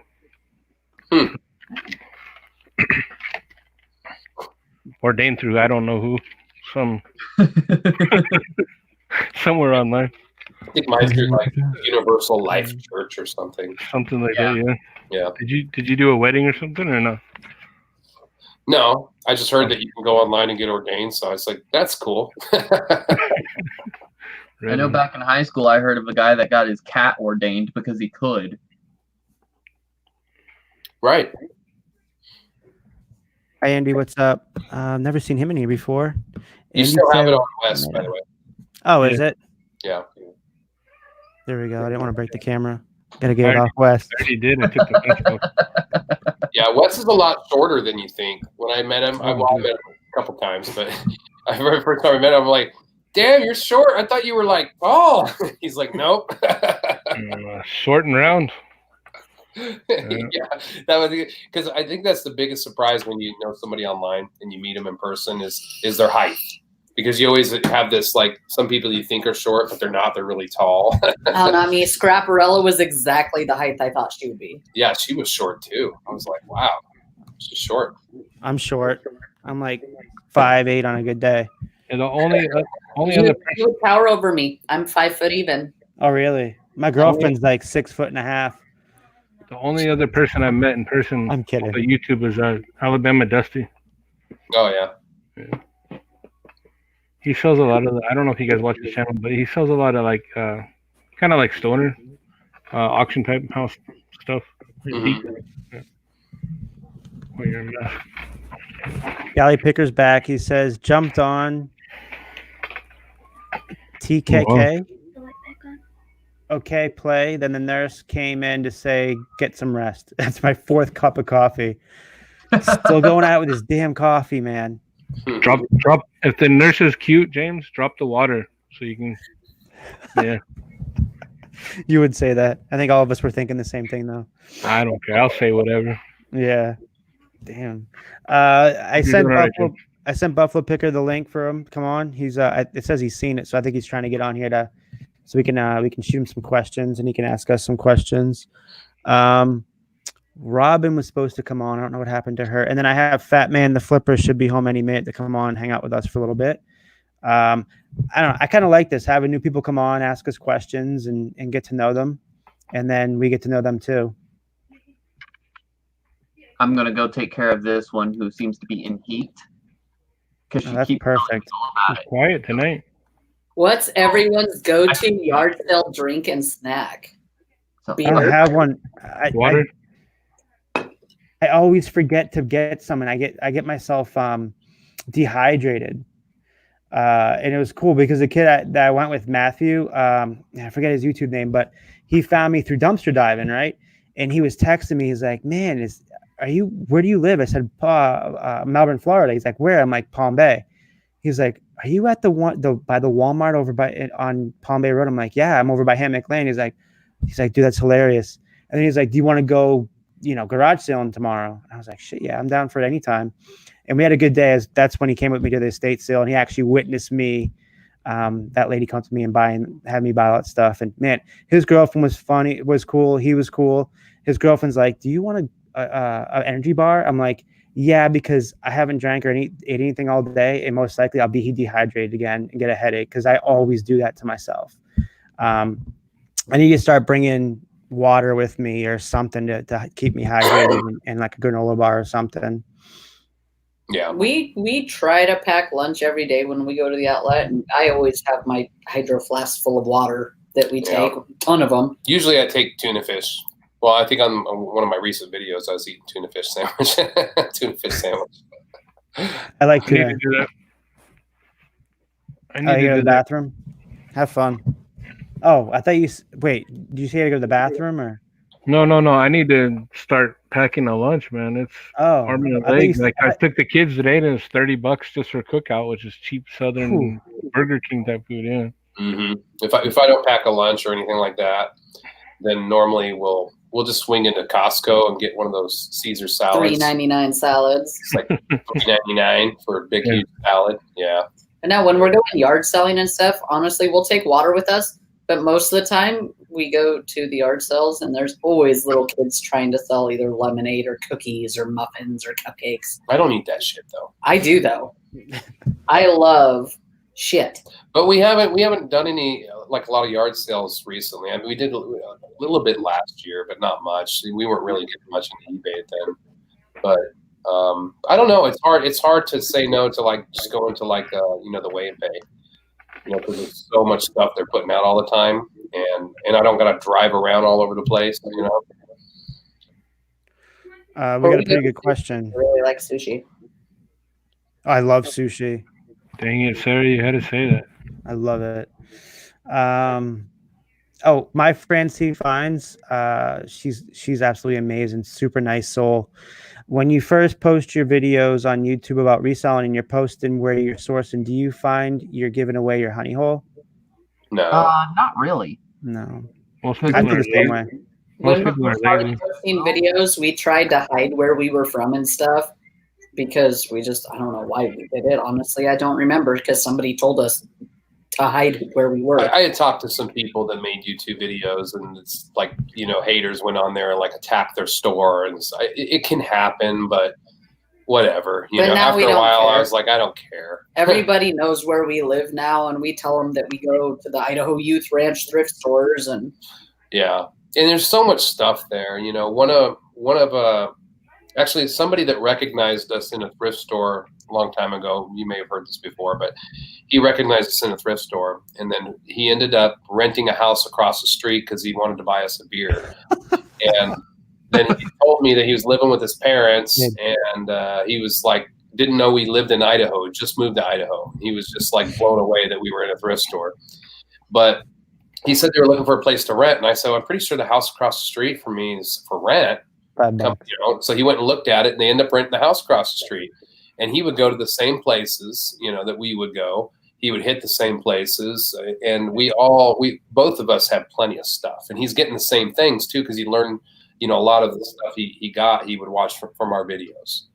So there's always stuff there, and we're not there 24 hours a day or anything to get the stuff.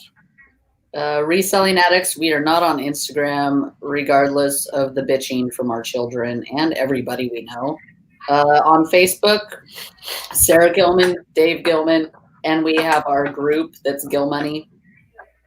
I haven't done the whole Instagram thing yet. Everybody's like, what's your Insta? Like they try to abbreviate Instagram. It's like one more fucking syllable. Like really Insta? Insta. Instagram. Insta famous. I guess I'm old.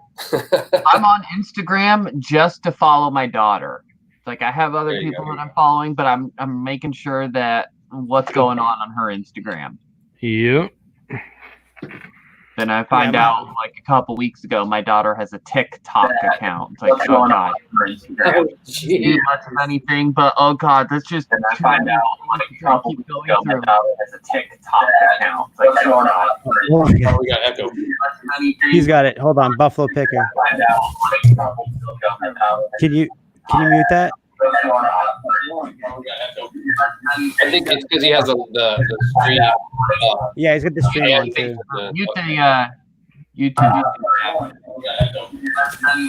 I think he's gonna do it right now. I think he's getting to it.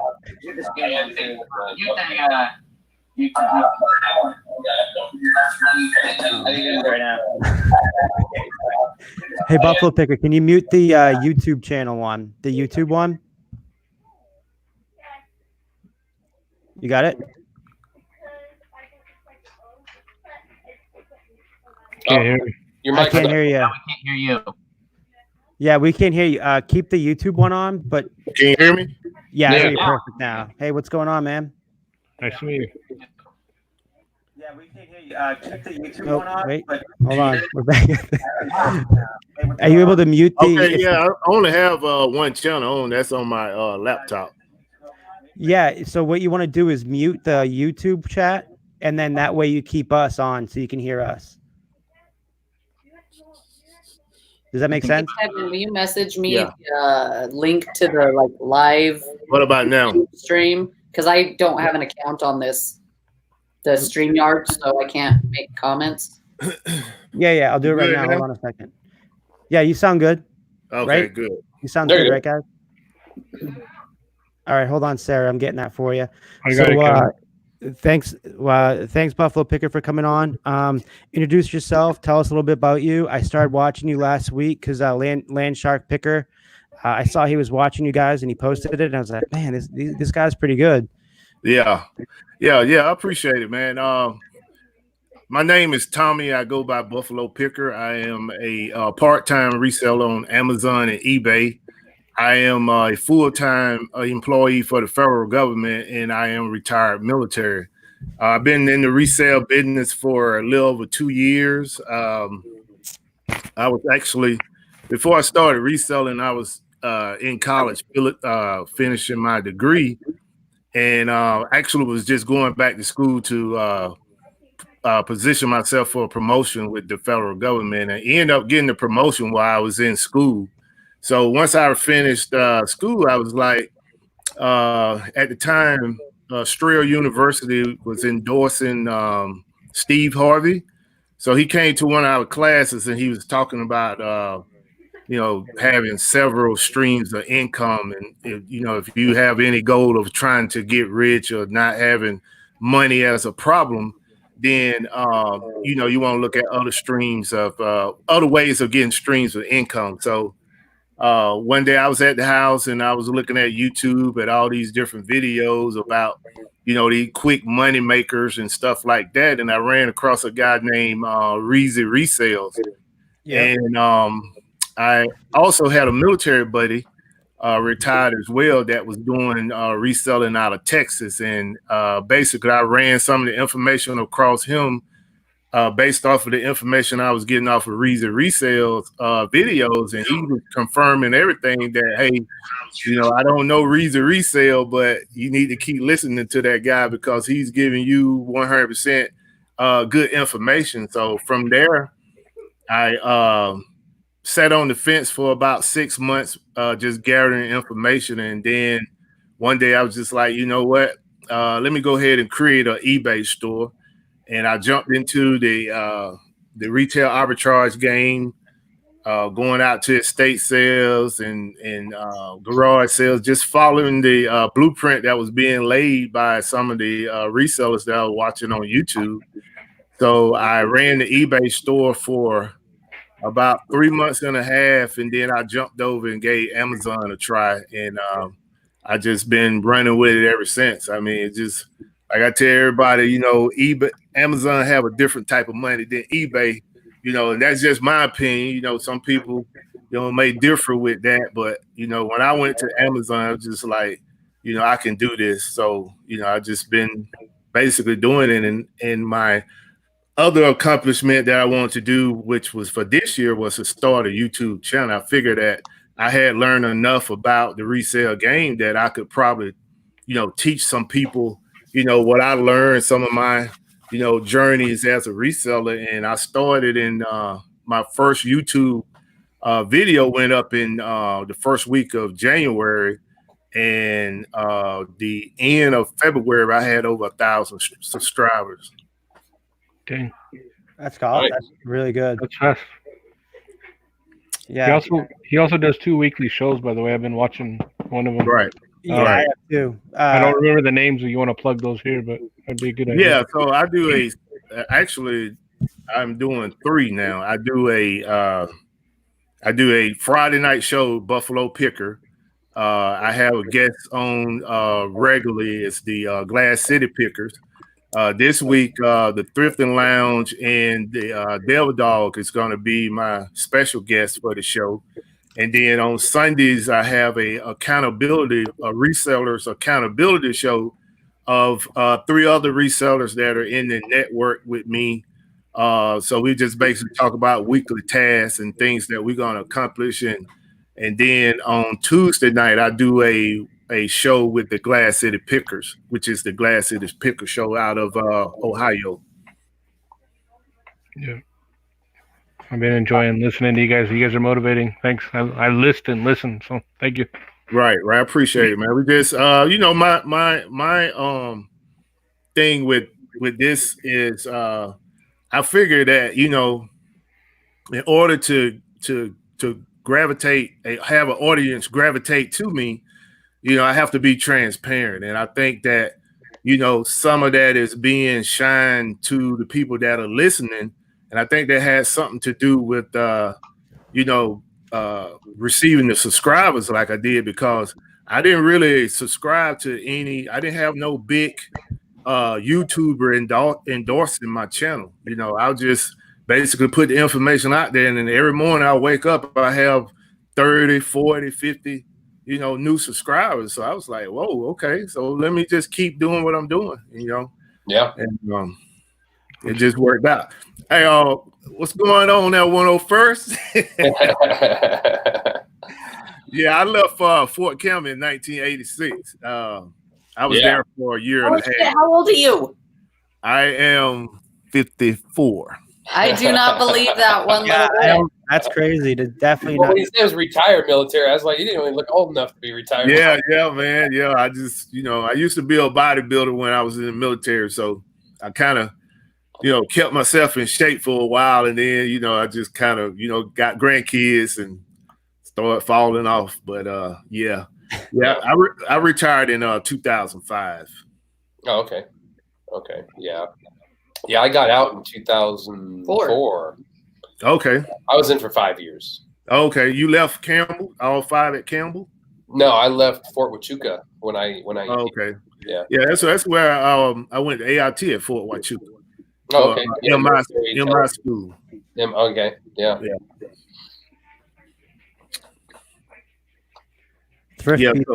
Thrift Beast is back in the house. What's up, Chris? So, what do you? So you mainly do Amazon now? You don't do any eBay? Yeah, I do Amazon. I actually I have an eBay store, and my son and we basically try to work on the weekends to get items listed back into the store. I got a letter from eBay was saying that I could list up to 600 and some items, and I think we're around 250 something right now. But I have 2 death piles in my garage / storage, and we just trying to chop it down as much as we can, on top of being able to go out to estate sales and garage sale. I'm in Atlanta, Georgia, so it's just like crazy estate sales, garage sales, and stuff every weekend. So you're selling mostly used items on Amazon, or is it retail arbitrage? Yeah, I retail arbitrage. Yeah, I try to with Amazon. I try to stick with the new items because Amazon customers are a little bougie, and I don't want I don't want those problems. So they return a lot of shit, whether it's new or not. Right. Or sometimes they return something that's completely different than what they got. Right. Yeah, not as described. Yeah, right. Yeah, exactly. But I mean, it's just the cost of doing business, Right. She skipped college to watch this tonight. I love Francie. She's awesome. Hopefully not all of her college. Hopefully it was just one class. Hopefully didn't drop out of college to watch this. Yeah. I think this will help you get out of that somehow, learning this stuff and doing it. I mean, that's how I learned, was by being on these hangouts with everybody. Man, I don't even know. I probably learned maybe I knew like 15% of what I knew before I jumped on on these hangouts with the Gilmans and everybody else. And then it was like I just started learning from everybody, and that's what you do: the private hangouts, the hall hangout. I mean, private hangouts, the working hangouts, because you see what they're grabbing. So it's like, oh man, I've passed that stuff over all the freaking time. Buffalo, what you got on that shelf behind you? Oh, the Barbies?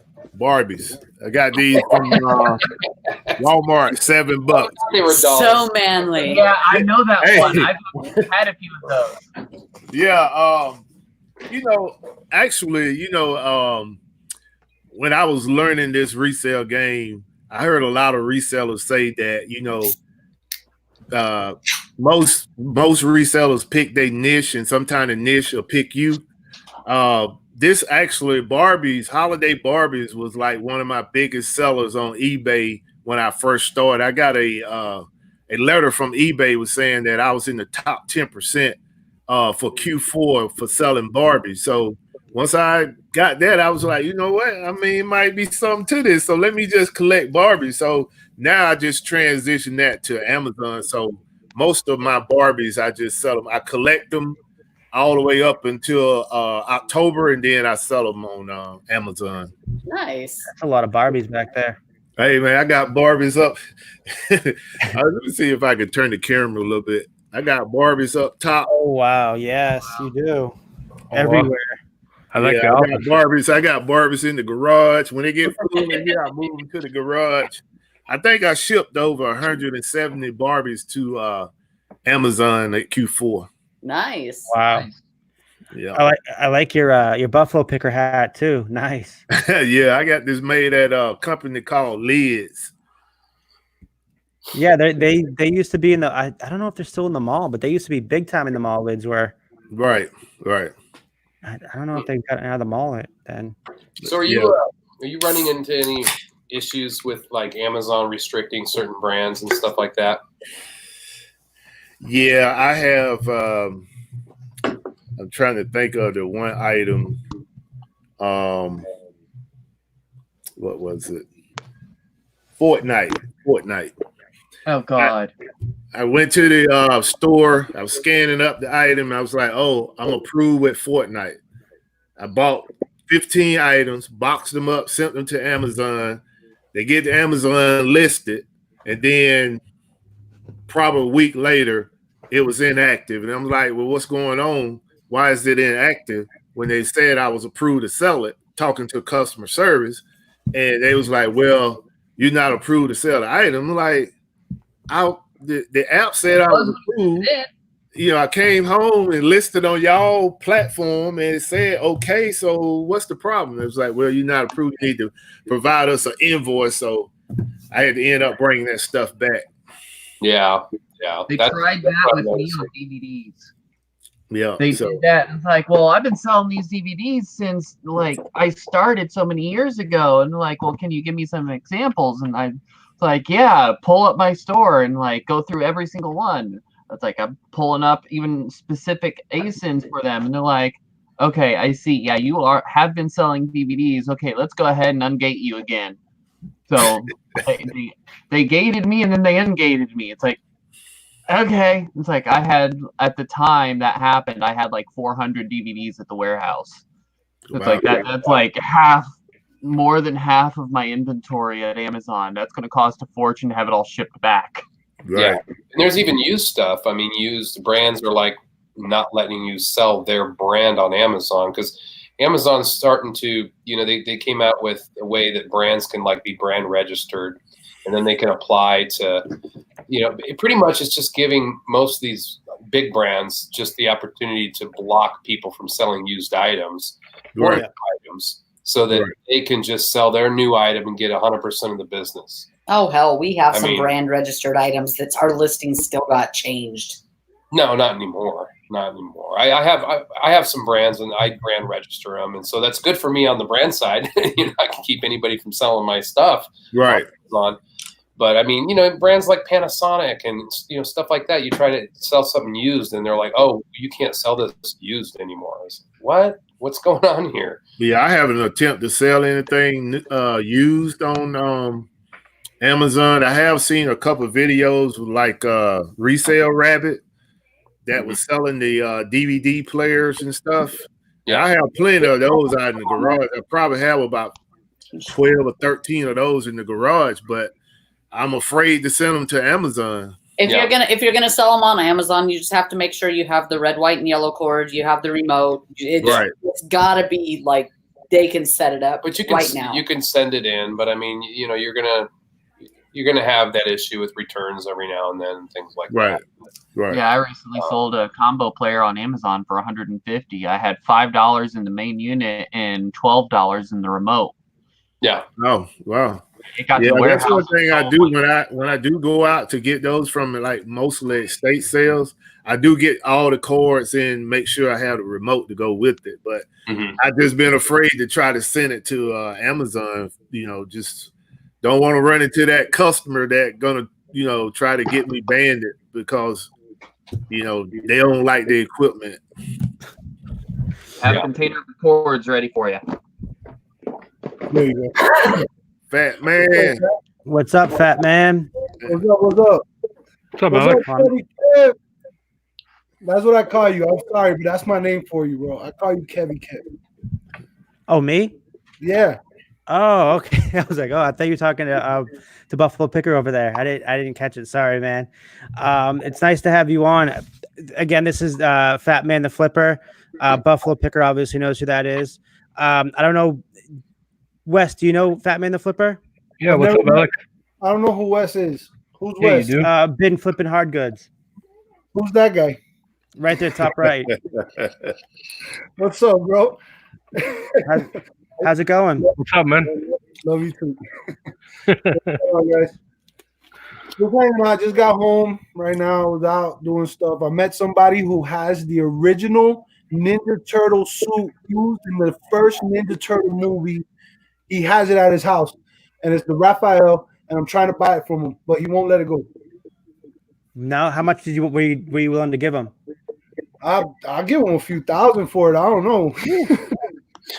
Damn. I'll give him a few. You're not playing.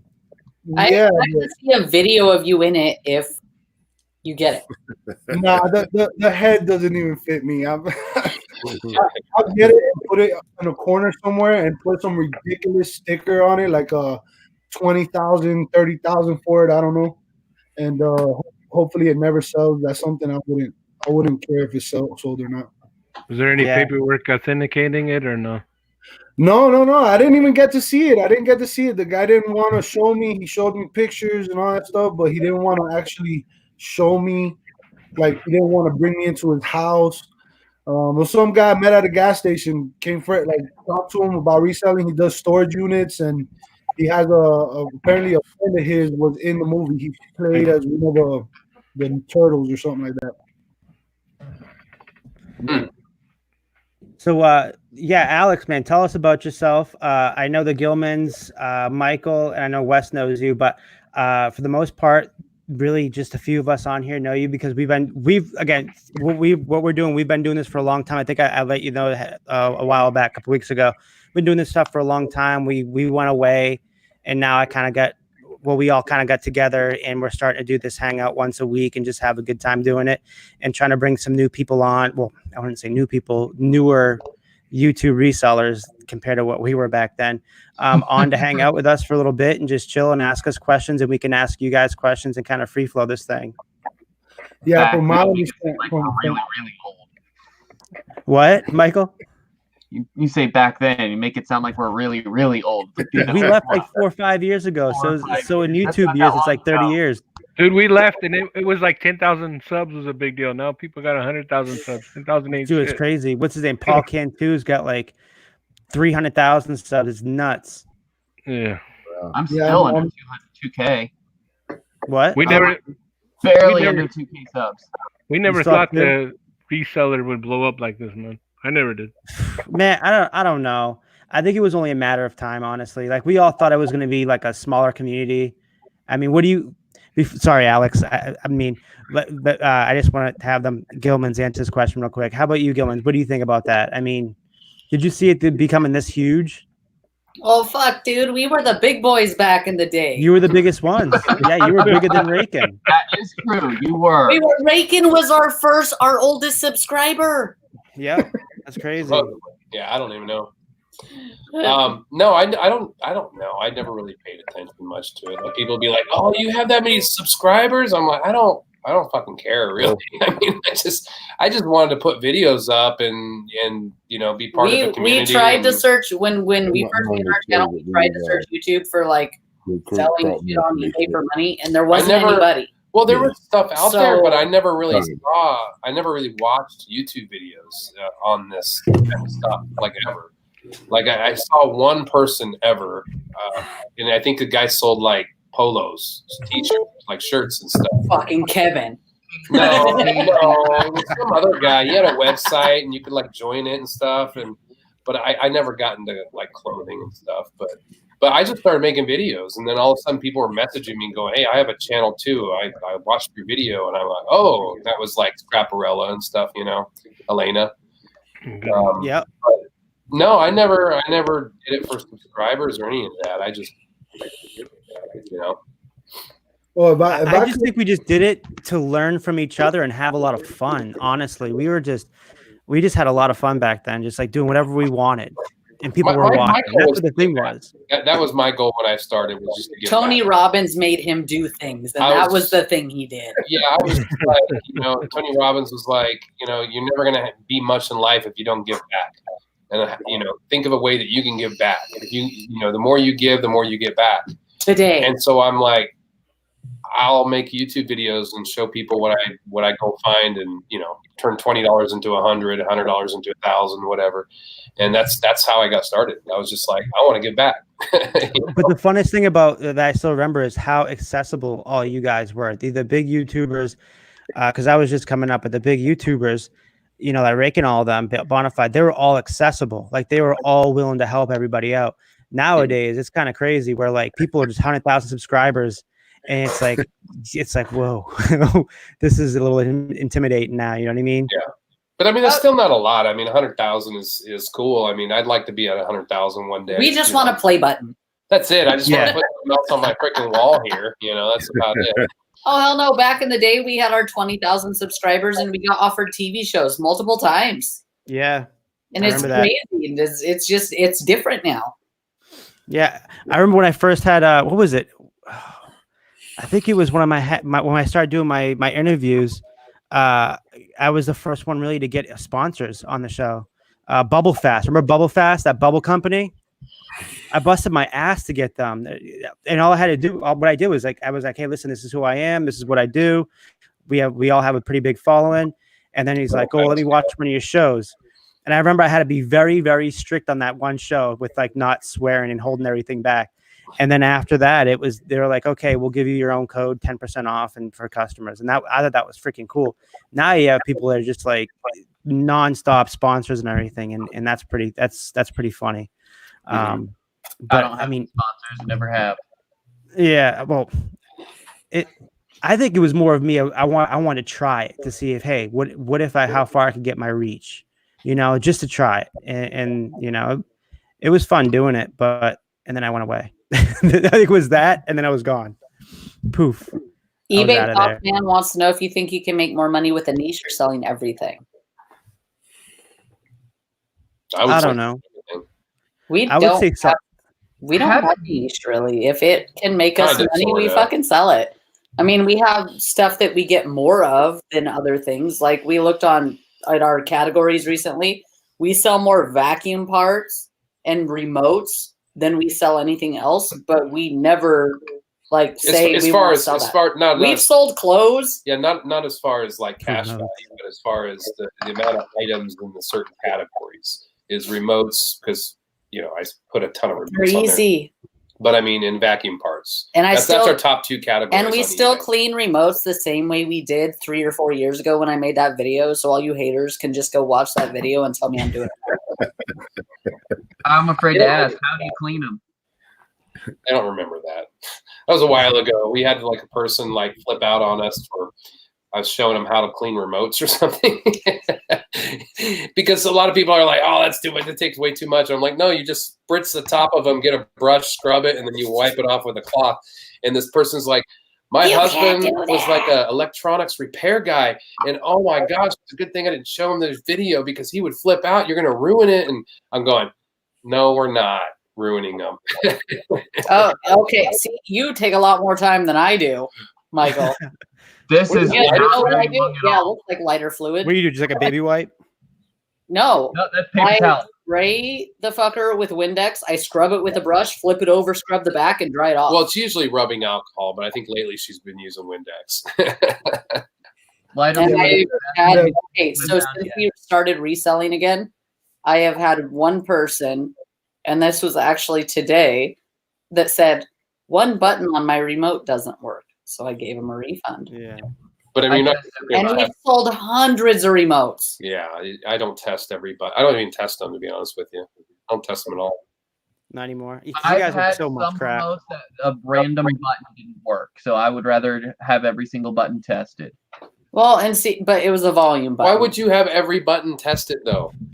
You already got the batteries in it. You're holding it at the camera and hitting buttons. Might as well just go ahead and hit them all. But I don't do that. But how long would that do that for a $10, $15 remote? Like for real, we don't test any buttons. No. I take the batteries out of them. I clean them, and we list them. If it looks good, it's probably good. Trust me. They almost always work. You might get 1 out of every freaking 60 you sell that has an issue. It's totally not worth your time. Now we got everybody in the comments talking about remotes. That's hilarious. Oh no! So many people Don't get them started on car stereos, because I took their advice on car stereos and it was a complete game changer. We don't test car stereos. No. Exactly. Every now and then I get this person that it doesn't work. Oh, it worked when we tested it. So sorry. Here's your money back. You just got to stay in a certain percentage, and you got to realize that the more you work, the more you're going to sell. I started picking up car stereos. There was one car stereo I picked up for $5 at a thrift store. I listed it on eBay. 3 days later, it sold for $500. Oh, that's a good one. Yeah. Oh yeah. It took me a while of researching on the internet because the same brand but different model numbers was selling for like $200 and $300, but not this one model. I had to go to Google, and it took me like all over the internet to a sale that was on eBay like 2 years prior that sold for $500, and I'm like, let's try that. Set it at $500. All right, let's see if that does anything.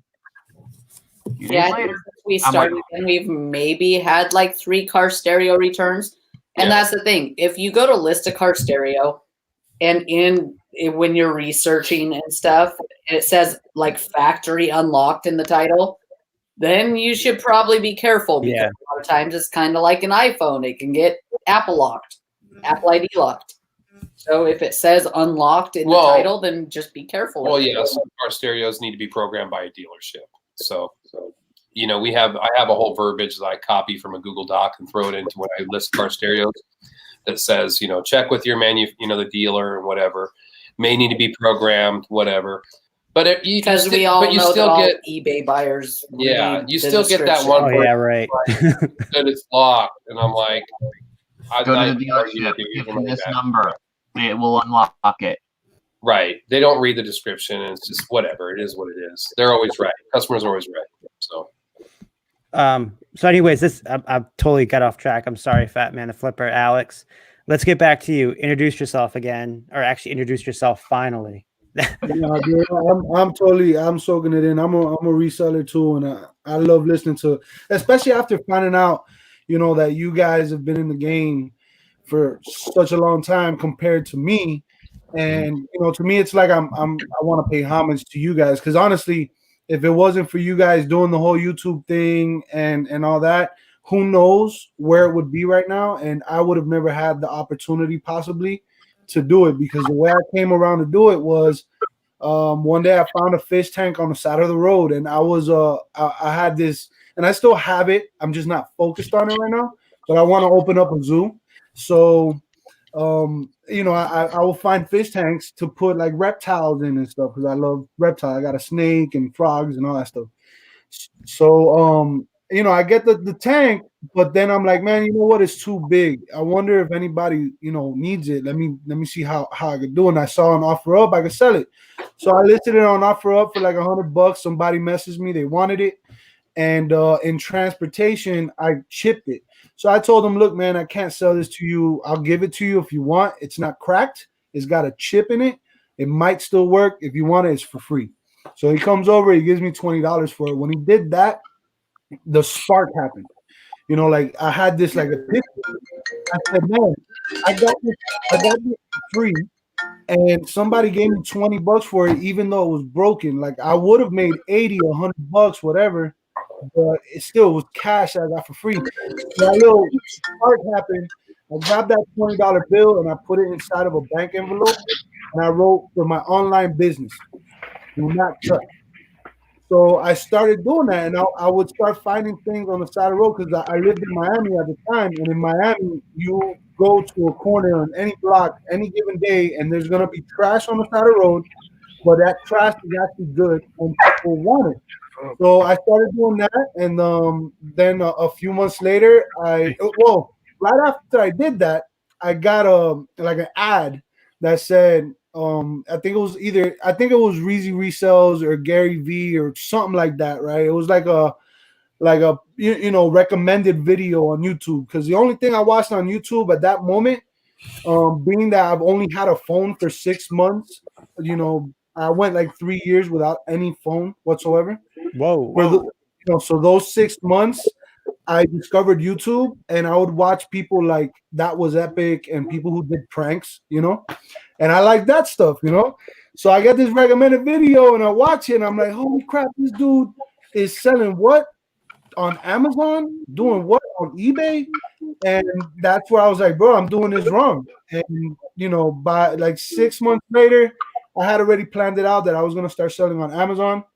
And I planned it out and I started doing it. I took a trip to Tennessee and all this craziness. So I went from selling trash that I still do to this day. I just sold some awesome trash yesterday. Let me tell you, I sold some amazing stuff yesterday.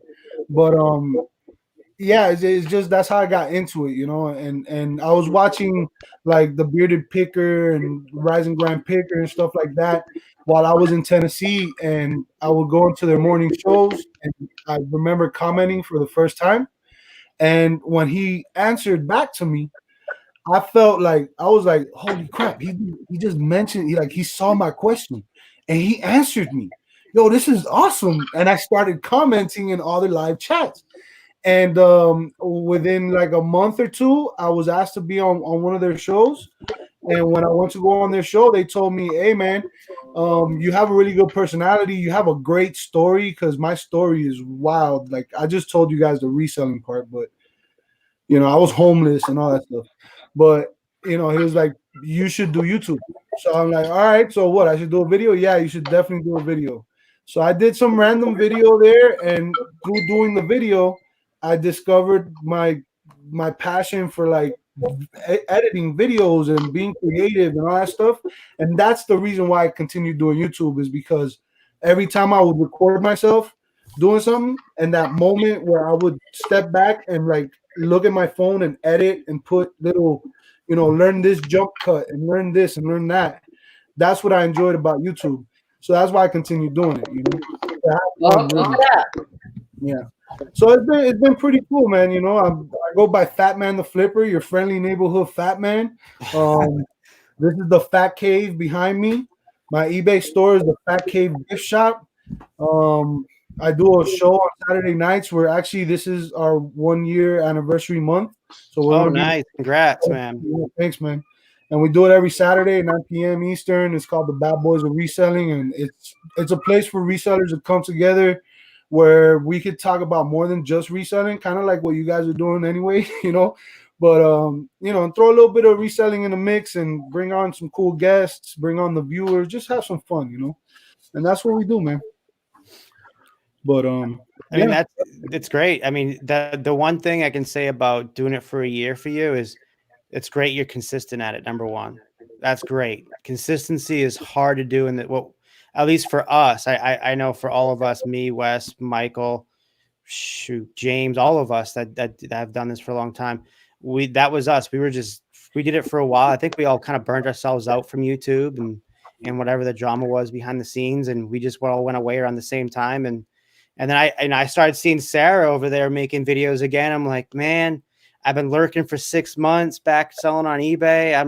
I'm ready to go full force at this again. So, I just started jumping in the chats and watching the videos instead of just sitting there and not commenting. Just started commenting, and I was surprised at how many people knew who I was and was willing to put me up and put me on their show and have a good time. And it's cool to hear that we actually I'm talking about, whoever's still here, Gilman's, Michael and Wes, that we actually, help people actually remember us, because we did it for a while and then just went away. Kevin, I just have to say you look absolutely fabulous tonight. Oh, really? Thank you. Why? Oh, that shirt is very fitted and it kind of looks 70s. Dude, it's so bright. This is Darlington. I'm going there this year. I'm going to Darlington this year in September for the throwback race. This is Darlington 1990. I those racing posters behind you there. Yeah, but it's in my newest yard sale video I did. I saw it. I watched that one. The intro is awesome. The guy's like, well, if you got $30, you can come back with 40. It's like, oh shit. All right, got it. But no, I wear mostly just vintage NASCAR tees. There's something about the colors about it. Plus, I'm a huge NASCAR nerd, so that's just me. But go figure, Sarah would notice that. She's definitely been getting a little drinking over there.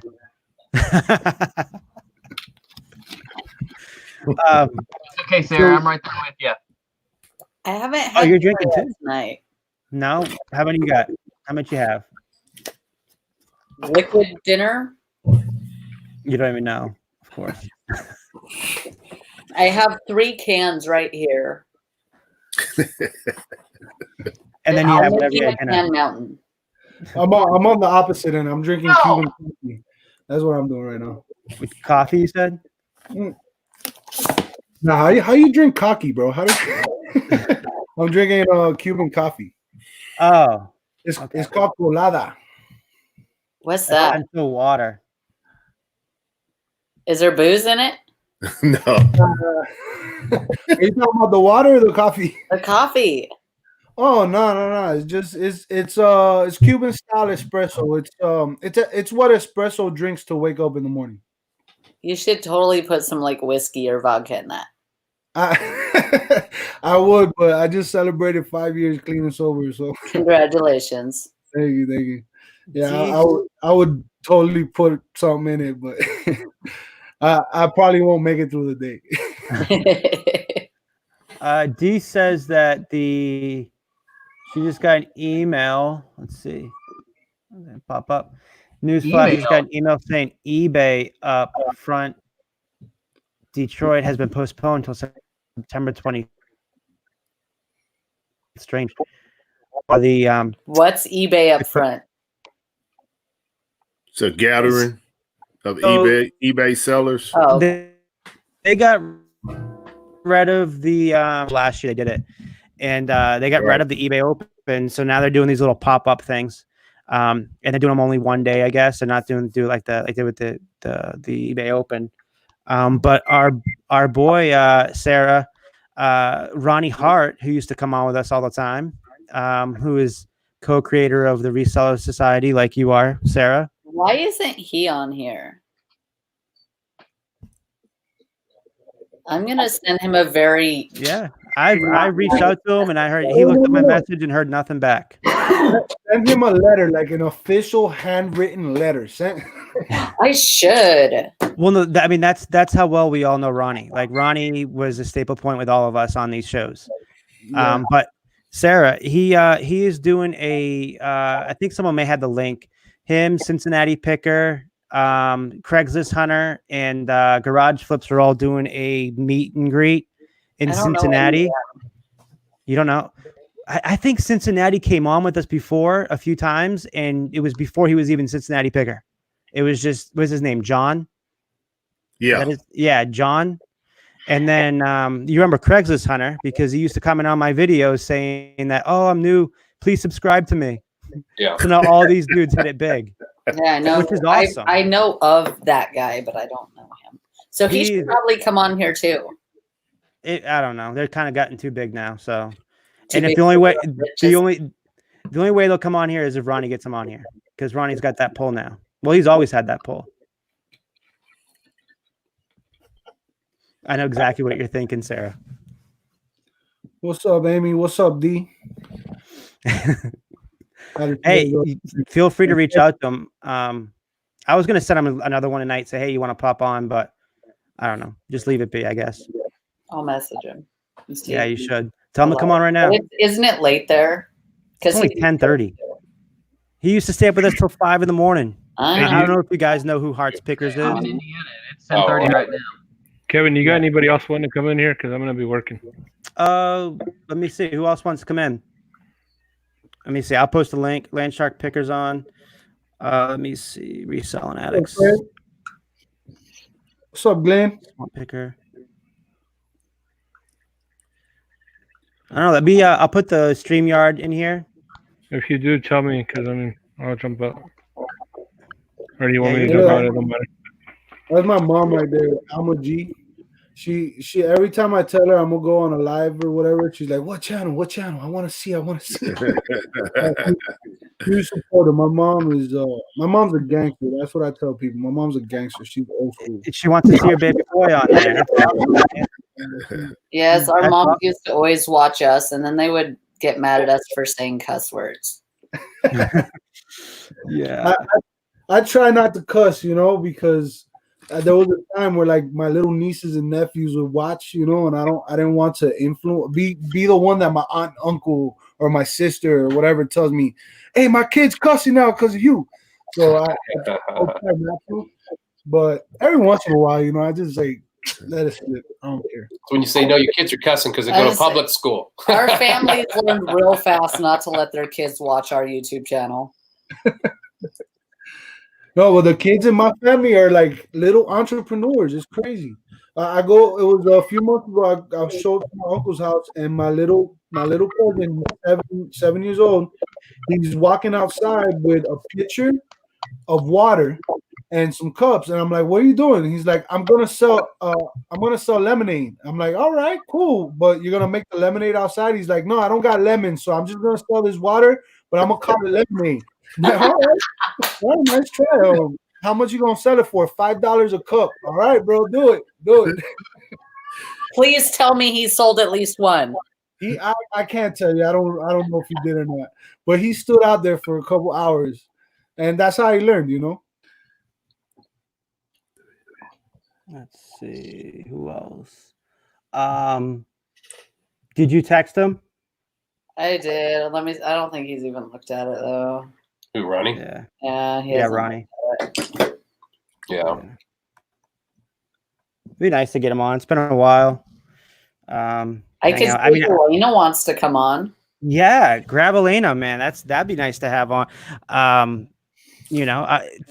Alex and Buffalo Picker. Do you guys want to ask us some questions? I mean, return the favor. Ask y'all some questions? Yeah, if you guys want to. Yeah, I had one question. When I was in the background listening about the private label, I definitely have been trying to study up on that process. Mm-hmm. And my main question is how do you get I know you can go on Alibaba to find different people that can make your product or whatever, but what was the determination factor for you all in choosing your supplier through all those people that was hitting you up on Alibaba to make your product? Price, MOQ, and samples. Well, not really. I mean, there's a couple ways you can do it on Alibaba. Okay, where this kind of, I did all this. She did other things, but I did all the sourcing and stuff. But I mean, you can go on there and you can put a picture of what you're looking for, and you can say, put it out there for other people to come and quote you. Don't do that. Right. You'll get just bombarded with, just message after message, and they'll throw in like, they'll throw in like a really low price, and then you get a hold of them. You say, "Wait a second, you quoted me this," just to get your attention. Best way to do it really is just to go look for suppliers. Look at how many years they've been in business. Look and see if they're top rated or a gold star or whatever they call it on there. There's also things like on-site checked and, other little fancy things that they do to like make it the supplier reputable. Mm-hmm. But usually I find a couple people. So if you message them through Skype or on Alibaba, then you always pay attention to how fast are they getting back to me? Are they easy to work with? Are they easy to communicate? Because communication is key. Right. If they're all those things and they're giving you a decent price and they're willing to do things above and beyond, like you're like, "Hey, I want labels. Hey, I want this. Hey, I can't quite find this. I want this special bag around it or this special box," and they're going out of their way to help you. Those are the kind of people, that I like to deal with. Okay. But if you find 2 or 3 people that meet those requirements, then you have them all make samples. And then you order the samples and you check the quality and vigorously test the quality for sure. Right. Another way of doing it too is you find a sourcing agent over there. Sourcing agents will charge you 3%, 2%, sometimes 5. And then also depends on how big your order is, whether they're going to charge you 3% or 5%. But you can, if you find a good sourcing company, you can go talk to them and just be like, this is what I'm looking for. And they'll go, okay. And then they'll go, hey, we found this, we found this, we found that. You want us to get samples? And they'll handle everything. They'll even handle your order. They'll consolidate orders. Sometimes they'll pack stuff for you. Mm-hmm. And 3 to 5% is not that much. It's cheap. Right. Right. Cheap. So where would you start for like the sourcing companies? You can Google, China sourcing companies. You can actually, if you go to Alibaba, you can search for sourcing companies. Okay. You can go on YouTube and search for sourcing companies. But there's a lot of them. There's a lot of them, and they are like fighting for your business, Right. But I like working with sourcing companies. I really do. Just even if they're not actually sourcing the product, sometimes they're lazy. Sometimes I can say, because there's another website called what is it? 811, 411, something 88, 1088. Oh, 1688, I think is what it is. But it's all Chinese, okay? And it's like Alibaba. But what's nice about 1688 is that they're not. A lot of them are not on Alibaba. They're just on 1688. Well, if you have a sourcing company working for you, they can translate. They can go and talk to these people. They can talk to these other manufacturers, and a lot of times their prices are less expensive. Okay. Also, a sourcing company will be able to find companies that are not on Alibaba or 1688. They'll be able to find those companies, which is good because the first thing that a company does a lot of times is they like, say you have them make something for you. All of a sudden, you see your product on Alibaba. They're advertising it because they want other people to buy your product. And it sucks, but I mean that's China. That's the way they are. Right. They don't believe in like ripping people off. They just say, we have the design, we can make it, we're gonna sell it. Right. Right. So how long you all been with the private label? 2014. Yeah. 2014. 2014 is when we went full time. So have y'all been to took a trip to China yet? Yeah. Or no? Oh, you did? Yeah. Oh yeah. We spent 2 weeks in China 2 years ago. Yeah, I put a video up on my channel. Multiple videos. I think it was 3 videos. It was 3 videos of our China experience. Yeah, I'm gonna have to check that. That's under the Gil Money or Gil Daddy. Gil Daddy. If you search YouTube for Gil Money or Gil Daddy, it pops up. Yeah, Gil Daddy is the name of the channel though. Okay, all right. But we took a trip to Yiwu, and it's like 3 parts. It's pretty long, but I mean it's us talking with going to like the largest wholesale market in the world, which is kind of neat. Ronnie and Elena both said no. Okay. Why did Ronnie say no? Because he's laying in bed and his wife would not like it. Oh. Well, tell him we got to get him on the next one. Like it, it's probably a good idea that he said no. Yeah, tell him to get on. Tell him to get on next weekend then. What's next week? Next Wednesday. Yeah. Yeah, tell him next Wednesday we start at 8, and we got the whole crew back again, trying to get some of these newer people on to hang out with us and get to learn more about them and have a good time and just shoot the shit. Excuse my language. Hey, what's going on? Have you noticed on Amazon that like certain publishers for college books now are like restricted? Getting sued.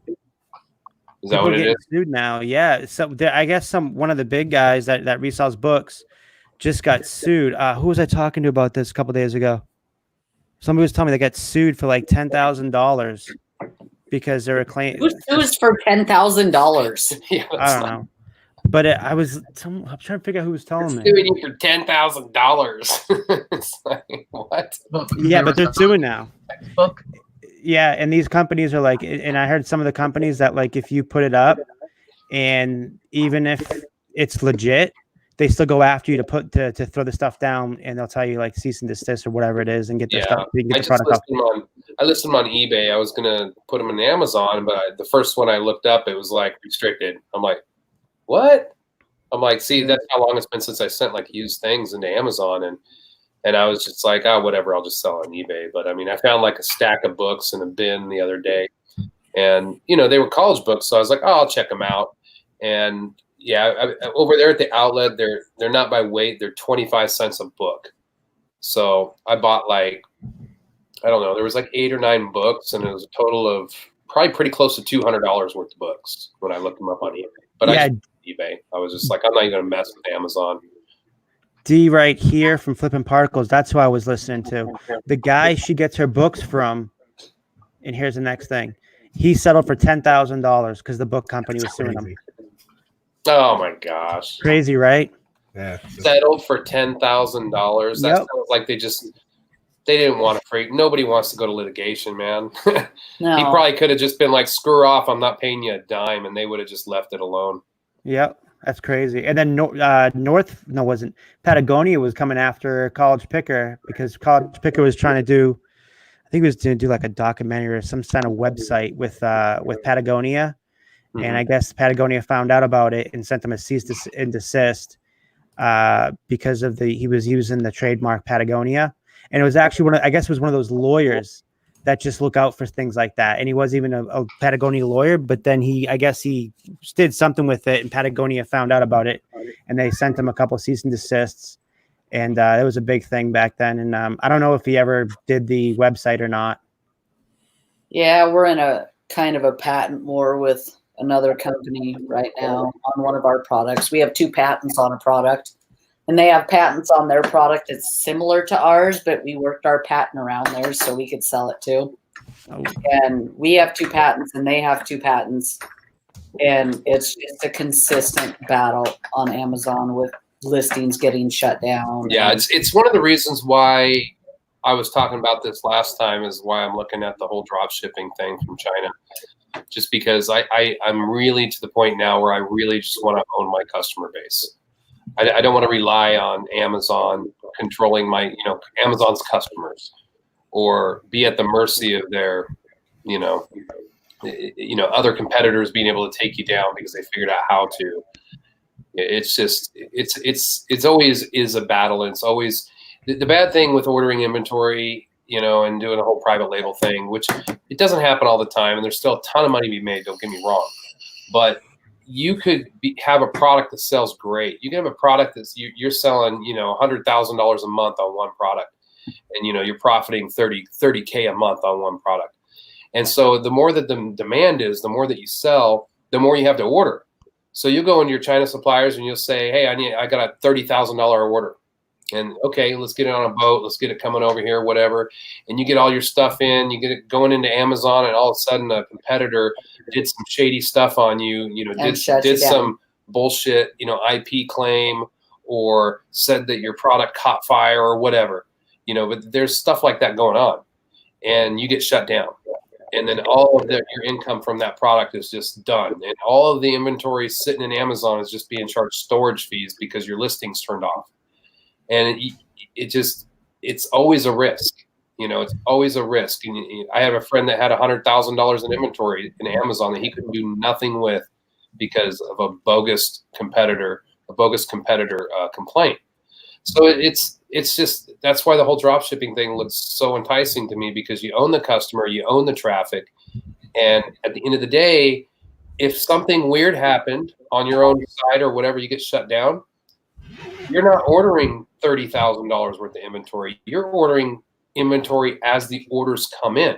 So if your orders stop, you're not stuck with any inventory. You're good. So it's these things. I mean, I had it happen to me. A friend had it happen to him, and so now I'm veering more towards that. That's the next road I'm taking, is that whole drop shipping thing. So when you saying you're gonna do the drop shipping, are you talking about just your particular items that you're gonna have drop shipped to your you're gonna have a website? Yeah, basically a website, and you're dealing with China suppliers, but instead of you're doing on like AliExpress, right? You're ordering. Okay, I understand. You're right, and then basically you're driving traffic to a particular item. When you get those ads on Facebook, they're like, "Hey, buy this, It'll only take Right. 2 weeks to get to you. It's that shit. Well, they don't know until they order it that it's going to take 10 days or whatever to come. But I mean, it's somebody orders it. You just become a really good marketer at pushing products to people. And then once the customer places the order, your software is placing the order with your supplier in China. And then they are fulfilling the items one by one as the orders come in to the customer. Right. But they're making just as much money and actually more. A lot of these people are making more than people that are doing private label. I mean, just because the fact that you don't have all of the logistics, you don't have inventory, you don't have all of this stuff going from China on a boat to Amazon. What if it sells? What if your listing gets shut down? You don't have any of that problem, and you own the customers.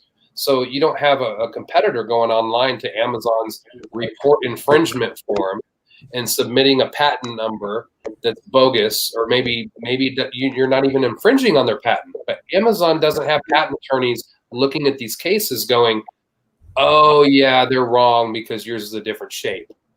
They're just going, oh yeah, that's a boot. Yeah, that's a boot. Yeah, they're both boots. You're done. Shut you off. That's what they do. I mean, they don't. And when you try to get a hold of a real person, you can't call Amazon on those issues. You have to for months. I don't know if you've ever dealt with it, but seller support sucks balls. There's no such thing. It's just somebody in the Philippines hitting a button, deny, deny, deny, and then you just get the same response. You can send them a message and be like, "What is your name?" and you get the same response. We cannot accept your appeal. Just automated. Yeah, it's blanketed response, and they just want you to give up. I did bring on Alton down here in the bottom left. How are you?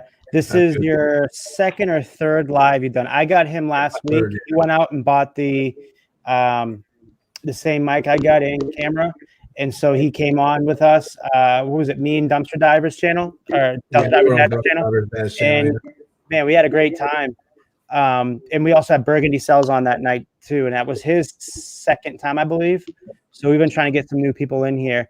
Now, Alton is a guy I kind of told. I think you guys were in the same comments earlier, Gilman's, and I was like, if you want to pick somebody's brain about Amazon, you talk to them because they know so much about it. Sorry you had to jump on in the middle of our little rant. Oh, you're good. No, I enjoy learning from other people. So like for me, I'd rather sit back and listen because sometimes you got to learn. You can't learn when you're speaking. You got to listen and take it all in. But one of the things I was going to ask is, I'm still learning the merchant fulfill and treating it just like I would my eBay, getting stuff out, just being consistent. Now, what equipment and tools are you going to say is different needed or setups are different by shipping FBA? Because when you see some of these people, they're doing book. Let's just take, I have several of these books, right? Well, each one of them, they tell you what label, what printer do you suggest for that? I mean, I know everybody would say Dymo, but whoever, what is the label system that you would use to make sure that each one of your items is correctly labeled to send into FBA just to get that part done? Then you can worry about printing your shipping label. Okay, so Zebra 28, is that what it is? 2844? 2844. Zebra 2844 will do your shipping labels, but it will also do your little labels. So it has an adjustable thing inside. And used, you can get them on eBay for they're not expensive. I think there's a lot of printers, the Dymos, the thermal ones are the best, but I mean, like he was showing you there. Yeah, I mean, I've seen the whole label thing that way. I just was worried about a more consistent setup that I don't have to keep putting a paper in. I would rather. The good thing about doing the thermal too is if you make a UPS shipping account, you can order free thermal labels from them. As far as I know, I haven't ordered. I mean, it's been a while since we've done it, but it's like 10,000 labels at a time that you can order them. Yeah, you can. You definitely can get the free labels from UPS, and also with UPS. Go ahead. For books, I suggest you can either get the plastic wrap, like it's kind of like cellophane. Yep. Wrap them in that, unless it's just depends on the book. Yeah. It depends on the book. If it's something that's in like great condition that you don't want to get damaged, you might want to. Oh yeah, I have some of that. Stuff works good for some stuff. Yeah. Depends on what I'm doing. But I mean, they have the Dymo printers. I mean, or you could just use a regular printer. They suggest you don't, but you can. Well, I just know like my Dymo is set up for my main shipping labels for eBay, the 4x6. I've got everything handy right here. It's such a pain to get that thing to switch out, and I don't need to make sure this setting, or I just want to get like my Amazon set up, but I don't want to mess up my eBay setup at the same time. So that's why I was just it might be easier to understand what equipment may differ. So. Okay, so if you want a different one that's specifically for that, they have the smaller ones and they're cheaper. They're pretty cheap. Yeah, you don't have to get a Zebra. You can get the ones that just print the little 2.5 by 1 inch labels. That's good. That are made just for that, and they're pretty cheap. But I would get one of those if you're planning on doing a lot. And then just remember too that the label size doesn't have to be exact. Like Amazon will say it needs to be this size, but I mean, if it's about that by that, it can be. I mean, 1 by 2. It can be this long. It could be big. It could be smaller. It just needs to cover the manufacturer barcode. As long as they can scan a barcode, it's fine. See that right there? What she just said was it needs to cover the barcode. That was never in some of the videos. No one ever says, "Hey, just make sure it covers the barcode." Yeah. No one says that. And that's like how you don't want there to be any chance that they can accidentally scan that other barcode. Yeah, and if it doesn't cover the barcode, you put it sideways. That way, the only barcode they can scan is the one that's going, all the way across. Gotcha. Yeah, I remember. It's a lot easier doing the FBA versus the merchant fulfilled. But the other thing with it takes 20 seconds to switch out labels. I agree, but at the same time, I want to be lazy about it and just have my strict setup. So, it's what it is. Mm-hmm. It also depends on the kind of stuff you're sending in too, though, because like we were talking earlier about the DVD VHS combos. If you're going to send those into Amazon, you want them to be pre-boxed, and you also have to put a sticker on them that says "sold as set, do not separate." Or if you're sending something in like a poly bag, if the opening is over 5 inches, you have to have a suffocation warning label on it. Mm-hmm. I mean, those are, I think, the main things that you have to know is the suffocation warnings, the sold as set, do not separate, and cover the barcode. Right. Yeah. It's like there you go. Yeah. Personally, I put one on each side. Yeah, I remember going that have it. Yeah, it does. Every single side. Those are the ones we buy. The Buffalo's got right now. Good deal. Yeah, I remember when I first started out, I would use the Seller University and watch I'll just go to the help thing on the Seller Central on the top right. You type in a question and it'll answer it for you. And I watched all the videos, everything, and yeah, those are like the basic thing. And I would find out about the labels you guys just showed. As soon as I found out about them, I ordered them. I didn't need them yet, but I had them there. Yep. And, yeah, you definitely want that. Like I was buying from Dollar Tree some Jurassic Park puzzles, and I was putting them in 3 or 4, I can't remember, and they were selling for some decent profit, whatever. And I was like, I finally use these labels. I started putting them on there. So yeah, it's definitely good to have. Yeah, I think the thing that sucks where do you get your boxes from? Well, if you ask Kevin lately, he got some out of the dumpster on his last diving. Yeah. I do. I don't mind.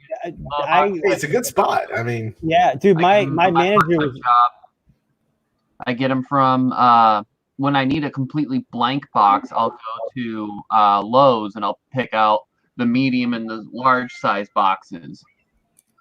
Sometimes you need the thick, large Lowe's box. Why would you ever need a completely blank box? When that's what I like to do when it's for Amazon FBA storage. Like if you're selling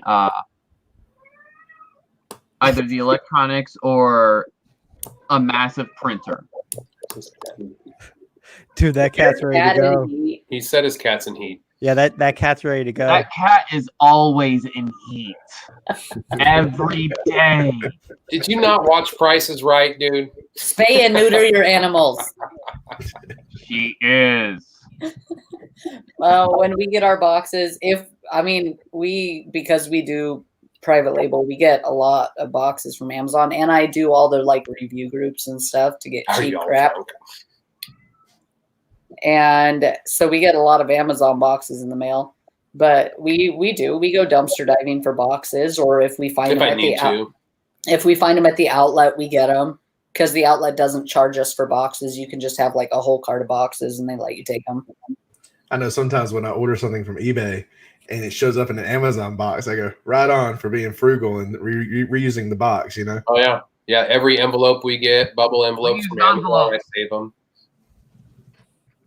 Yeah. Do it right there. Same thing. Actually, I go. Pretty good place too, though.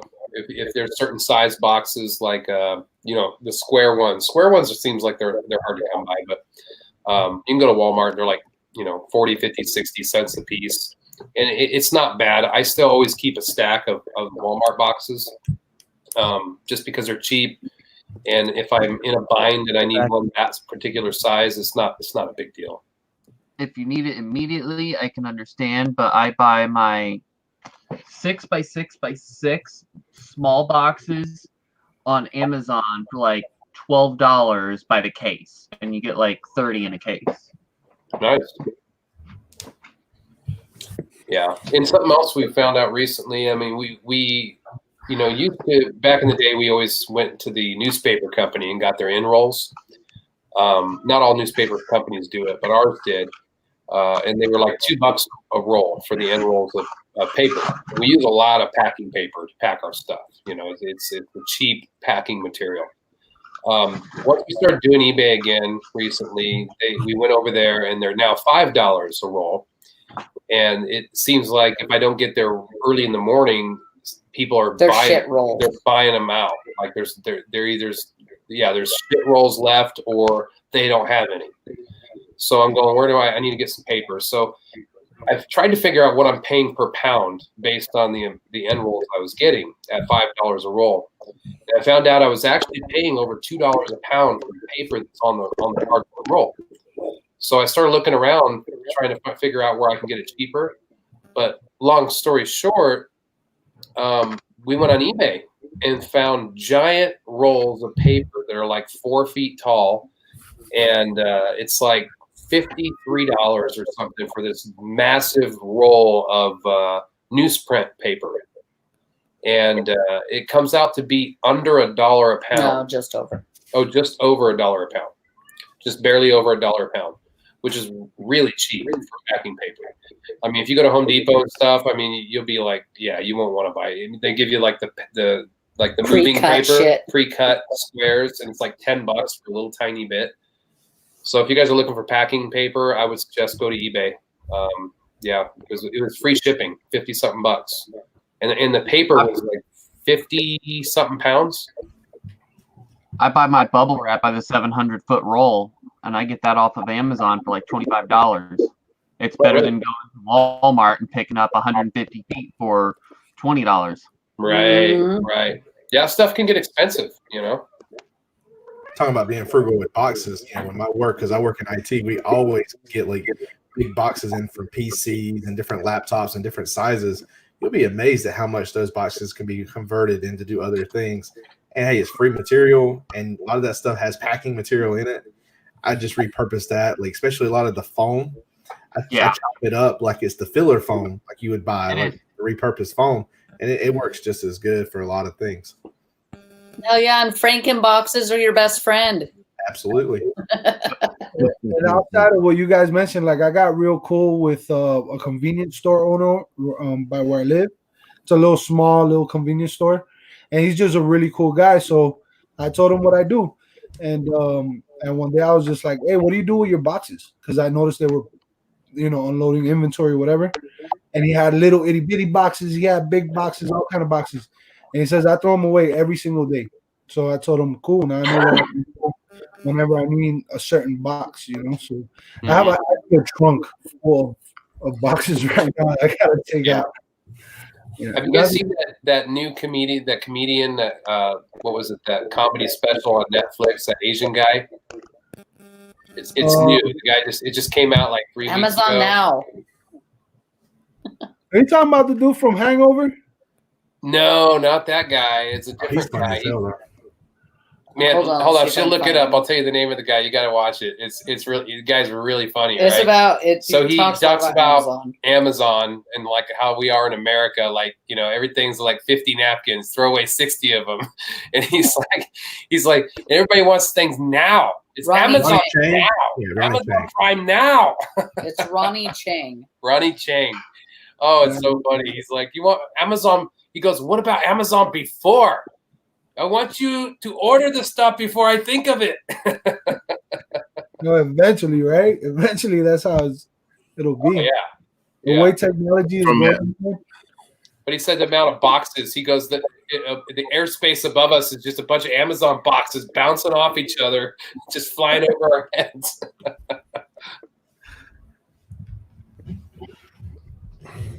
Christine wants to know Buffalo. Are you from Buffalo?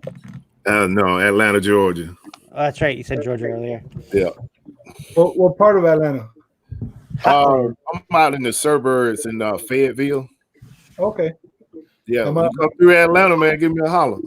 I will. My cousin, he lives out there in right below Atlanta, I believe, right underneath it. Yeah. Okay. I'm probably 15 miles south of Atlanta Airport. Okay. Yeah, I'll hit you up, man. Yeah, hit me up, man. Be glad to go out and source with you. I want to see what that's like. I came over here so that I can hit the street and do, that road trip sourcing just to try it out, like retail arbitrage, like find that one product and go to all the whatevers to find it. And I still haven't done that, man. Still haven't done it. I've been, make plans and God laughs. That's what they say. And every plan I've made has changed. Like as the week goes by, something else got to happen. I got to right. I had a reseller that is in another state tell me, hey, go over to this store and look for this item.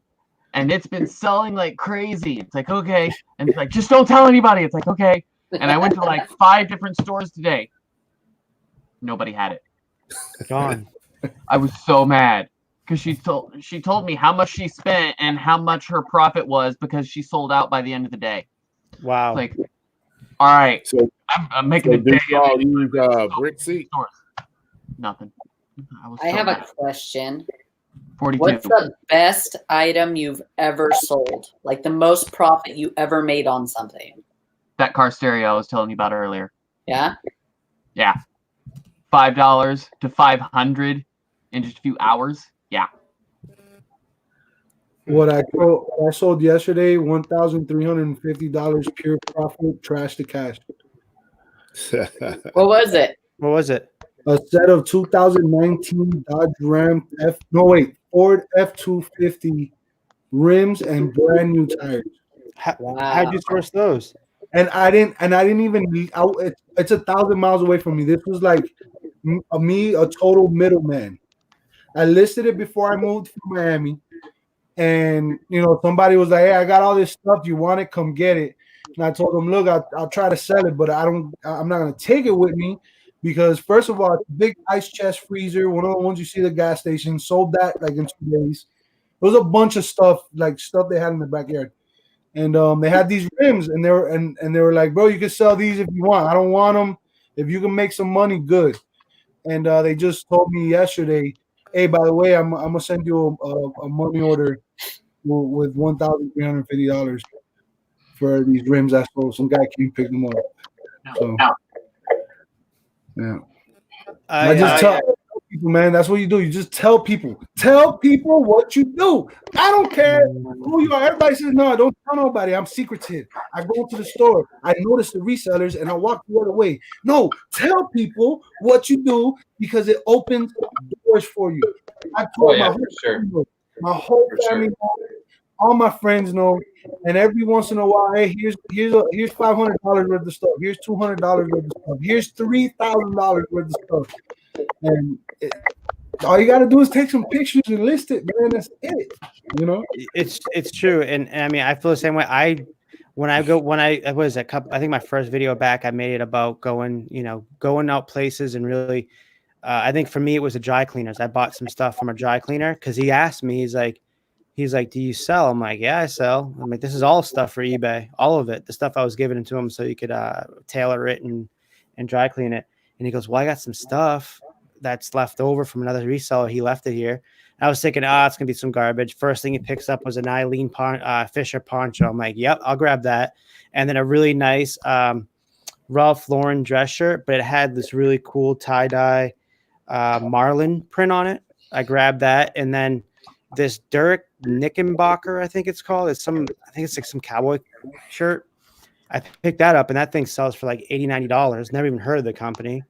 And I'm like, yeah, it was a pretty good day. I made money while I was putting off my stuff for the dry cleaners. Doing is getting my business cards done again, and then hand them out to some of the dry cleaner places for whatever they have stuff that come in. And then also, I think I'm just gonna, go to some of these thrift stores that I source from, and just hand out my business card to them too. Say, hey, listen, if whatever you got coming in, I can see what I can do, and maybe we can work something out. Because I mean, the best, like you said, the best thing to do is source around you, and also throw your name out there. Because if you don't, someone else is going to do it. Kevin, what's the best thing you've ever sold? Most profitable. Most profitable. That lens I sold last month. Most profitable. The lens I sold last month from a box of $40 lenses, cinema lenses, sold that for $12.60 within 2 hours. And then I just sold last week the one we just on earlier. I sold that one for $300. And then I sold a few other ones for at least $100, $150. So I really made at least $2,500 off a $40 box. My biggest mistake was not asking him to buy out the rest of those lenses. He had about 60 lenses. It was the last day. I was the last person there. And I guarantee if I offered him $100, I'd be walking away at least $5-6 grand worth of lenses. Wow. Yeah. I think for me, mine's not really one item as much as it is knowing when to get into a product kind of deal. Back when the iPhone 4 was released, now this is saying something, before people wanted to get into these heavy duty cases, they just wanted something that looked pretty, right? So I go to a flea market that's predominantly a Hispanic culture. So they want something that's nice and flashy and always changing them constantly. They change on what they do their clothes. So I got in at 5 cents on some cases, 25 cents on the other, and I was turning $500-$600 a day in just 3 or 4 hours by selling them at 3 each and 2 for $5. Now, to me, that's my biggest flip because I knew when to get in, and that part alone, I think that would be my biggest flip when it comes to my knowledge of a certain thing, because I knew where to get them, where to go. People always came to me, where do you get these? I'm not telling you that. I'm sorry. There's certain things we share, but when you're that early into something, it is the worst thing for you to do to cut your own feet out from underneath you. Now there's tons of people out selling something cases. But even just last night on the way home from work, I went to the Goodwill, and I even shared this with Kevin. There was this DVD thing, and it was called Brain Smart or whatever it was. It was a brand new seal. I paid 69 cents for it. I thought the lady was going to charge me like DVD price. I didn't even realize it was 7 discs inside this little pouch, and I paid 69 cents for it like she thought it was a CD. Well, turns out the thing sells for like $40 on eBay. And I'm like, I'll take that for 69 cents. And you know what's funny is the guy that come up to me, handed me, said, here, take this. This is a piece of junk. Supposedly he was a reseller. When I scanned it, I was like, I don't know what app he's using to resell this thing, but he wasn't paying attention because he didn't check sold. There was none listed, but when he looked at sold, one just sold yesterday, and it was the only one on there for like 2 weeks. So was that on eBay or Amazon? That was on eBay. So I wonder maybe he was an Amazon seller, and maybe it wasn't going for that much. But when I was doing my thing, my CD thing, Kevin, and just trying to scan in and make that quick flip of money with the clutter. And for me, he's like, hey, what are you doing? And I kind of give him that look of, I don't know if I want to tell you what I'm doing. He goes, you're a reseller, aren't you? I go, yeah, I do a lot of reselling. He goes, oh, me too. And I go, oh, cool. You kind of, when you make those friends and stuff, it's nice to have that camaraderie out there but I think you have to be careful what knowledge you are sharing. I mean, I know we all want to share and grow, but you don't want to cut yourself off with your products sometimes. Now, see, silver hair stacker, that right there, that's what I'm trying to get into. Best flip, bought my house in 1982 for $40K, sold for 67 6 years later, or no, 12 years later. Now, even though it was 12 years later, it was a flip. And when we talk about reselling, I mean, and the truth is, I don't know about y'all, but I would love to, like, I love it when I go to sleep and I wake up and I have three things that sold, or 2 things, even 1 thing that sold. Just the idea that I made money while I was sleeping. But ultimately, it's really not passive income what we're doing, because we have to put some sort of effort into it, some sort of work, whether it's mentally, physically, whatever. But when it comes to real estate, and then if you understand how credit works, and you understand how loans work and how debt works, and you're able to get money that you don't have and make more money with it, and then have something that's continuously bringing you some sort of income, you're literally making passive income. Because you had to buy something or whatever, but it's continuously making you money. It's not like buying a pair of shoes and flipping it. That's it. You made your money. You can't make no more money off of those shoes. With house and rental properties and all that stuff. And if you learn that and you learn credit, my credit was a 537. Okay, last year it was 537. It was bad. It was horrible. It was actually better than I thought it was going to be. And in less than 9 or 10 months, it went up to a 765. And when I saw that happen, I said, okay, I got to learn about this, because it's not perfect credit, but it went up 200 something points. And once I started learning about it and seeing how I could apply credit and all that stuff, I mean, it's entrepreneurship all day long. And reselling, like we were talking about, Kevin was talking about going to the different dry cleaners, leaving business cards, buying their basically the stuff that people leave behind. I did that last year also. I know a person who owns the dry cleaners, that they keep the stuff that people don't. They got into reselling because somebody came in and asked them that, and then they looked on it and they were like, holy crap, we can make money. Now they're making crazy money reselling, but they own a dry cleaner. They're entrepreneurs. But the whole idea is, just entrepreneurship, man. It's entrepreneurship is thinking outside the box, figuring different ways to have multiple streams of income. You know what I'm saying? It's reselling and all that good stuff, but there's different ways to resell. There's different platforms, different ways you could do it. You can really do anything with reselling. That's what I love about reselling. It could be dumpster diving. It could be anything. By the way, who's echoing? Who has hold on, let me see if I can mute somebody. Let me see if I mute one of you guys, if it's coming from you guys. Hold on a second. Yeah, this is the only thing I've got that's not muted. Can you guys hear me? I can hear you. All right. Fatman the Flipper, can you talk? Yeah. He's fine. Alton. Can you hear me? Yeah, I wonder if is it his or is it mine? It could be mine. Let me see. I hear a little bit. No, there's an echo. Can you hear me? Loud and clear. Yeah, I don't know. Seems fixed now. Maybe it was mine. No, you're good, man. I don't think it's yours. I think it might be mine. But I think it's, nope. It's ours. I can't Whose mute is it? that, though. I don't have any windows. Oh my god! Someone needs to get it. Someone needs to get it in. I was going to share because I know we were talking about maybe the biggest flip, but for me, one of the coolest finds was something.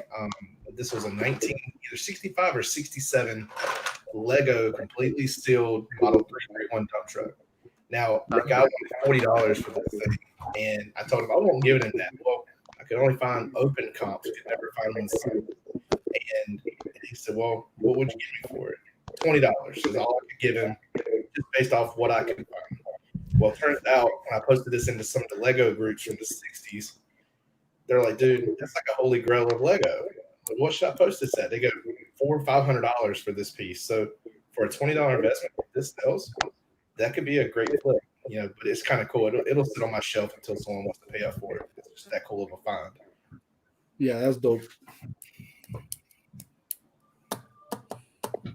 Yeah, the other day I found was a Cranberries T-shirt. I think it was their first tour, and it sold for $100 in less than like 3 hours. Zombie. I used to be a little bit of a headbanger back in the day. I was an under. I'm still a headbanger. I love listening to death metal. I would hide the fact that I listened to that, man, because the people I grew up with, we were into all kind of other music. But I love me some Cranberries, man. Sarah, you just got back from a concert, didn't you? Yeah, last week I went and saw Korn and Breaking Benjamin. Woo! I couldn't hear for the next day, but it was fun. I had so much fun. I was saying, because we were on that zombie song a while ago. Of course, everyone should have heard the remake that the group Bad Wolves did. Oh, it was amazing. Great. Yeah. My other half, she found that. She's like, you need to hear this. I have so I Prevail. Do you know who I Prevail is? They remake Taylor Swift's Blank Space. Yep. And it's freaking great. It's one of my favorite songs. What's it called? Blank Space by Taylor Swift. It's remade by I Prevail. I Prevail. Yeah. It's like super like heavy, like rocked out. Yeah. Rock. There you go. It's just easier to show us sometimes.